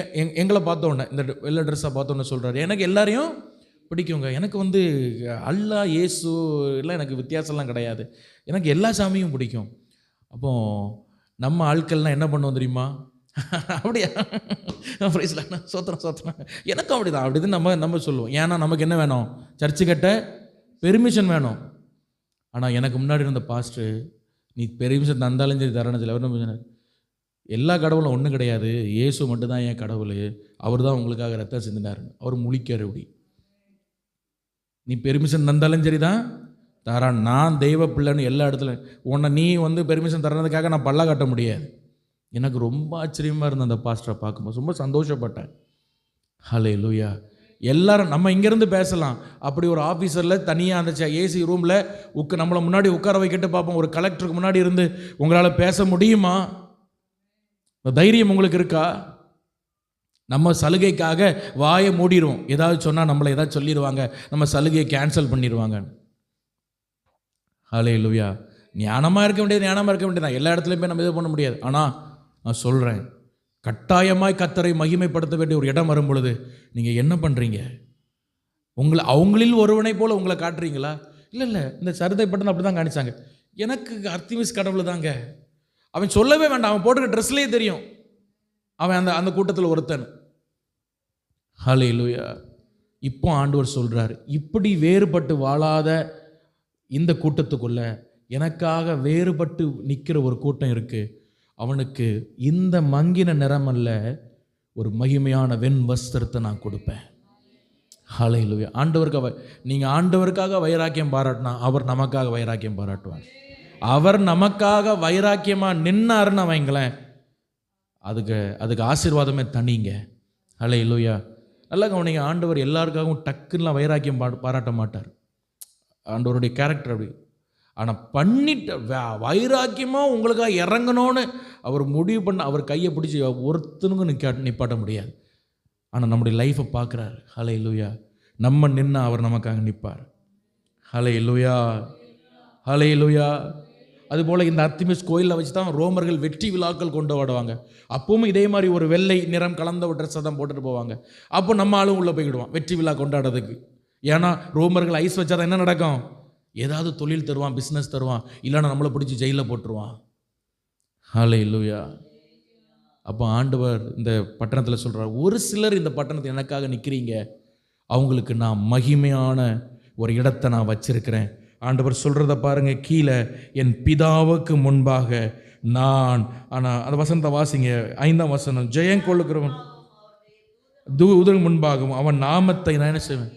உங்கள் பேரை சொல்லுவாராம். ஹல்லேலூயா. உங்கள் பேரை என்ன செய்வாராம்? சொல்லுவாராம். ஹல்லேலூயா. யாருக்கு முன்னாடி? பிதாக்கு முன்னாடி. Praise the Lord. Hallelujah. Hallelujah. ஆனால் இந்த பட்டணத்திற்காக இந்த அர்த்திமிஸ் கோயிலில் போய் கிடந்து கொண்டாடினாங்க பாருங்கள். அந்த அர்த்திமிஸ் கோயில் இன்னைக்கு இருக்கிற நிலைமையை தான் இந்த படத்தில் நீங்கள் பார்க்குறீங்க. கீழே நான் போட்டிருக்கிற பாருங்கள், ஒன்றுமில்லாமல் போய்விட்டது. தற்காலிகமான வேலைக்காக, பணத்திற்காக இந்த கோயிலுக்குள்ளே போய் கர்த்தரை மறுதலித்த ஒரு கூட்டம். இன்னைக்கு இந்த கோயில் ஒன்றுமில்லாமல் வெறும் அந்த எச்சங்கள் மிச்சங்கள் மட்டும்தான் இருக்குது. அது இருந்த அடையாளமே அது மேலே இருக்க படத்தை பார்த்தா தான் தெரியும் இப்படி இங்கே ஒரு இடம் இருக்குன்னு. இதுதான் மனிதன் உலகத்துக்கு பின்பாக ஓடுகிறவனுடைய நிலைமை இதுதாங்க. ஹல்லேலூயா. உலகத்தை நேசிக்கிறோட நிலைமை இதுதான். ஆனால் கர்த்தரை நேசிக்கிறவன் தற்காலிகமான பாவத்தையோ தற்காலிகமான உலக அங்கீகரிப்பை தேடி ஓடாதீங்க. ஆமேன் சொல்லுங்க. அல்லேலூயா. திரும்பவும் நான் அந்த வார்த்தையை பதிவிடுகிறேன். தற்காலிக சந்தோஷ பாவத்தையோ தற்காலிக உலக அங்கீகரிப்பையோ தேடி ஓடாதீங்க. சத்தியத்துக்காக நம்ம நிற்போம். கர்த்தர் நம்மை ஆசீர்வதிப்பார். நம்ம எல்லாரும் எழும்பி நின்று ஜெபம் பண்ணுவோமா? அல்லேலூயா. நம்ம எல்லாரும் எழும்பி நிற்கலாம். ஒரு வசனத்தை நான் சொல்கிறேன். பிலிப்பியர் 3:14. கிறிஸ்து இயேசுவுக்குள் தேவன் அழைத்த பரம அழைப்பின் பந்தய பொருளுக்காக நான் லெக்கை நோக்கி ஓடுகிறேன் பவுல் சொல்கிறார். எனக்கு பரம அழைப்பு ஒன்று இருக்குது. தற்காலிகமான உலகம்லாம் எனக்கு இல்லை. தற்காலிகமான உலக அங்கீகரிப்புலாம் எனக்கு வேண்டாம்.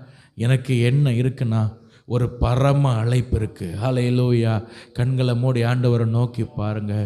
ஓராபா. அதே பிலிப்பியர் 3:12 சொல்கிறாரு, இயேசுவினால் நான் எதற்காக பிடிக்கப்பட்டனோ அதை பிடித்து கொள்ள ஓடுகிறேன்னு சொல்கிறார்.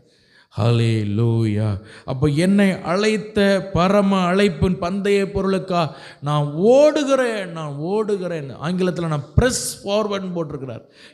என்னையே நான் கட்டாயப்படுத்தி ஓடுகிறேன். வலுக்கட்டாயமாக என்னையே நான் தள்ளி ஓடுகிறேன்.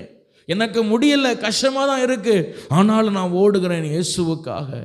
லீபாலா ஷக்காடா. எல்லாரும் ஜெபம் பண்ண ஆரம்பிப்போமா? ஹல்லேலூயா. இந்த சர்தையில் உள்ளவர்களைப் போல தற்காலிகத்தை நம்ம தேடி ஓடுகிறோமா? நிரந்தரமற்றதை தேடி ஓடுகிறோமா? இல்லை நிரந்தரமான வஸ்திரம், நிரந்தரமான கர்த்தரால் கிடைக்கிற அங்கீகரிப்புக்காக நம்ம வாழுகிறோமா? எல்லா இடத்துலையும் இயேசுவை மகிமைப்படுத்தி நம்மால் வாழ முடியுமா? ஹல்லேலூயா. எல்லாரும் நல்ல ஜெபம் பண்ணுங்க பார்ப்போம். நல்ல கைகளை தட்ட முடிந்தால் நல்ல கைகளை தட்டி கர்த்தரை ஸ்தோத்திரம் பண்ணி கொஞ்சம் உற்சாகமா எல்லாரும் ஜெபம் பண்ணுவோமா? ஹல்லேலூயா. ஹல்லேலூயா. நல்ல உண்மையாக கேட்ட வார்த்தைகளை வைத்து ஜெபம் பண்ணுங்க. சும்மா கை தட்டுறதில்ல, நல்ல உண்மையாக கேட்ட வார்த்தைகளை வச்சு ஹல்லேலூயா. ஹல்லேலூயா. Thank you Holy Spirit. Thank you Holy Spirit. Thank you Holy Spirit. Thank you Holy Spirit. Thank you Holy Spirit. Thank you Holy Spirit. நன்றி ஆவியானவரே, நன்றி ஆவியானவரே, நன்றி ஆவியானவரே, நன்றி ஆவியானவரே. ஹல்லேலூயா. ஹல்லேலூயா. ஆண்டவர் சர்தை பட்டணத்தை பார்த்து சொன்னார், எனக்காக நிற்கிற ஒரு கூட்டம் இந்த இடத்துல உண்டு. அந்த கூட்டத்திற்கு நான் சாதாரண ஒரு அங்கீகரிப்பை அல்ல, ஒரு மகிமையான அங்கீகரிப்பை வைத்திருக்கிறேன். அதற்கு அடையாளமாய் ஒரு வஸ்திரத்தை நான் அவர்களுக்கு கொடுப்பேன் ஆண்டவர் சொன்னார். ஹல்லேலூயா. ஹல்லேலூயா. நன்றி ஆண்டவரே, நன்றி ஆண்டவரே, நன்றி ஆண்டவரே. அப்பா உமக்கு ஸ்தோத்திரம், அப்பா உமக்கு ஸ்தோத்திரம், அப்பா உமக்கு நன்றி செலுத்துகிறோம். ஹல்லேலூயா. ஹல்லேலூயா. ஹல்லேலூயா. ஹல்லேலூயா. கிறிஸ்து இயேசுவின் ஆமென் அழைத்த பரம அழைப்பின் பந்தய பொருளுக்காய் நம்ம ஓடுகிறோமா? எதற்காய் நம்ம வாழுகிறோம்? ரீபாலா ஷிகாடா துலா பரபல. ஹல்லேலூயா. ஹல்லேலூயா. எதற்காய் நாம் வாழுகிறோம்? திலிபிடா கந்தடபா ஷிடபலா. தற்காலிக உலக சந்தோஷத்திற்காய், அழிந்து போகிற உலகத்திற்காய் மாத்திரமே நம்ம வாழுகிறோமா? இல்லை, கர்த்தர் என்னை குறித்து அழைத்த பரம அழைப்பு ஒன்று உண்டுங்க. அந்த அழைப்புக்காய் நான் வாழுகிறேனா? அல்லாஹ் ஆமென். உணர்ந்தவர்களாய் தீலாபாரா கபடபலபா. கர்த்தருடைய ஆவியானவர் உங்களை உணர்வூட்டுவாராக, உங்களை அனல் மூட்டுவாராக. இடபல கபலபா. எதெல்லாம் சாகிறதுக்கு எதுவா இருக்கிறதோ அவை எல்லாம் மீண்டுமாய் பலப்படுவதாக. உங்கள் வாழ்க்கையில் எதெல்லாம் பலவீனமாய் சத்துரு பார்க்கிறானோ அவை எல்லாம் தூக்கி எறிய பலப்பட கர்த்தர் உங்களுக்கு கிருபை தருவாராக. நல்ல கைகளை தட்டி கர்த்தரை ஸ்தோத்திரம் பண்ணுங்க பார்ப்போம். நல்ல கைகளை தட்டி கர்த்தரை ஸ்தோத்திரம் பண்ணுங்க. சத்துருக்கு நான் இடம் கொடுக்க மாட்டேன், திறப்பை அடைக்கிறேன். என் வாழ்க்கையில் என்னெல்லாம் சத்துரு திறப்பாய் வைத்திருக்கிறானோ அதை நான் இன்றைக்கே அடைத்து போடுகிறேன். அந்த காரியத்தை இன்றைக்கே நான் தூக்கி எறிகிறேன். இயேசுவுக்காக ஒரு வாழ்க்கை, இயேசுவுக்காக. ஹல்லேலூயா. ஹல்லேலூயா. பரம அழைப்பின் பந்தய பொருளுக்காய் நான் லெக்கை நோக்கி ஓடுகிறேன். பரம அழைப்பின் நான் லெக்கை நோக்கி ஓடுகிறேன். ஓடுகிறேன், நான் ஓடுகிறேன், என் இயேசுவுக்காய் நான் ஓடுகிறேன் நான். அல்லேலூயா. என் இயேசுவுக்காய் நான் ஓடுகிறேன். லாபமான அனைத்தையுமே நான் நஷ்டம் என்று கருதுகிறேன். எனக்கு லாபமான அனைத்தையுமே நான் நஷ்டம் என்று கருதுகிறேன். ராஜாவின் இந்த சேவைக்காக, இயேசு ராஜாவின் இந்த சேவைக்காக மகிழ்ச்சியுடன் நான் ஓடுகிறேன். மகிழ்ச்சியுடன் நான் ஓடுகிறேன். அல்லேலூயா அல்லேலூயா அல்லேலூயா அல்லேலூயா. இயேசுவினால் நான் எதற்காய் பிடிக்கப்பட்டேனோ அதை பிடித்துக் கொள்ளும்படி ஆசையாய் ஓடுகிறேன். அல்லேலூயா. எத்தனை தான் இடர்கள் வந்தாலோ விசுவாசத்திலே நிலைத்திருப்பே. எத்தனை தான், எல்லாரும் பாடலாமா?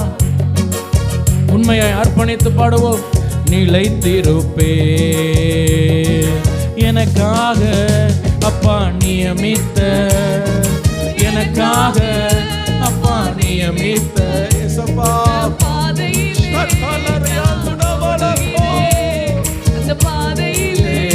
நான் ஓடுகிறேன். எனக்காக அப்பா ஆமாப்பா நீர் எனக்கு வச்சது நான் ஓடுகிறேன். அல்லேலூயா அல்லேலூயா.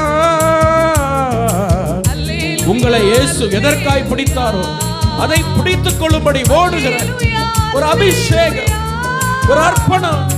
அல்லேலூயா அல்லேலூயா அல்லேலூயா அல்லேலூயா. நல்ல கைகளை தட்டி நல்ல ஆண்டவரை ஸ்தோத்திரம் பண்ணுவோமா? ஆமென் ஆமென் ஆமென் ஆமென். நல்ல கைகளை தட்டி ஜெபம் பண்ணுவோம். இயேசு உங்களை எதற்காய் பிடித்தாரோ அதை பிடித்துக் கொள்ளும்படியான ஒரு அபிஷேகத்தை இந்த கடைசி ஜெபத்தில் கர்த்தருடைய ஆவியானவர் ஊற்றுகிறார். சில காரியங்கள் மாமேன் தடைப்பட்டு இருக்கிறது. கர்த்தர் உங்களை எதற்காய் பிடித்தாரோ அதை செய்ய முடியாதபடி சில தடைகள் வருகிறது. கர்த்தருடைய ஆவியானவர் அந்த தடைகளை உடைத்து உங்களுக்கு மீண்டுமா எழும்ப பண்ணுகிறார். நல்ல கைகளை தட்டி என்னை எதற்காய் பிடித்தீரோ அதை நான் பிடித்துக் கொள்ள ஓடுகிறேன். தற்காலிக உலகத்தை அல்ல, ஏதோ உலகத்தில் 4 பேரை அங்கீகரிக்கிறோம் என்று அல்ல, நீர் என்னை எதற்காய் அழைத்தீரோ அந்த அழைப்புக்காக நான் ஓடுகிறப்பா. நல்ல கைகளை தட்டி கர்த்தரை மகிமைப்படுத்துவோம். பொல்லாத பிசாசே, என் பிரதிஷ்டையை கெடுக்கிற பொல்லாத சர்ப்பத்தின் வல்லமையை இயேசுவின் நாமத்தில் உன்னை துரத்துகிறேன். என் திறப்பை நான் அடைக்கிறேன். ஹல்லேலூயா ஹல்லேலூயா ஹல்லேலூயா. சத்துரு என்னிடத்தில் எதை பலவீனமாய் பார்க்கிறானோ அதை நான் அடைக்கிறேன் சொல்லுங்க. ஹல்லேலூயா. கர்த்தருடைய ஆவியானவர் நிரப்புகிறார், நிரப்புகிறார் மகளை நிரப்புகிறார். ஆமென் ஆமென் ஆமென் ஆமென் ஆமென் ஆமென். அல்லேலூயா அல்லேலூயா அல்லேலூயா அல்லேலூயா. ஆமென். கடைசியா பாடுவோம். என் மனவாளன் இயேசு ராஜாவை நான் காணவே வாஞ்சிக்கிறேன். என் மனவாளன் love you father நான் காணவே வாஞ்சிக்கிறேன். என் ஆசையெல்லாம் என் இயேசுதானே, என் ஆசையெல்லாம் என் இயேசுதானே. அவர் பொன்முகம்தான் நான் பார்க்கணுமே, அவர் பொன்முகம்தான் நான் பாடலாமே. என் ஆசையெல்லாம் என் ஆசையெல்லாம் என் இயேசுதானே, அவர் பொன்முகம்தான் நான் பார்க்கணுமே. என் ஆசையெல்லாம் முகம்தான். எல்லாரும் கரங்களை உயர்த்தி பாடுவோமா? அல்லேலூயா அல்லேலூயா. எல்லா துதியும் கனமும் மகிமையும் ஆட்டுக்குட்டியானவருக்கே. அல்லேலூயா அல்லேலூயா அல்லேலூயா அல்லேலூயா அல்லேலூயா அல்லேலூயா அல்லேலூயா அல்லேலூயா. நல்ல கரங்களை தட்டி கர்த்தருடைய ஆவியானவர் நம்மோடு இடைப்பட்ட கிருபைகளுக்காய், மீண்டுமாய் உங்களை அனல் மூட்டின கிருபைகளுக்காய் நல்ல கைகளை தட்டி ஆவியில நிரம்பி கர்த்தரை ஸ்தோத்திரம் பண்ணுவோம்.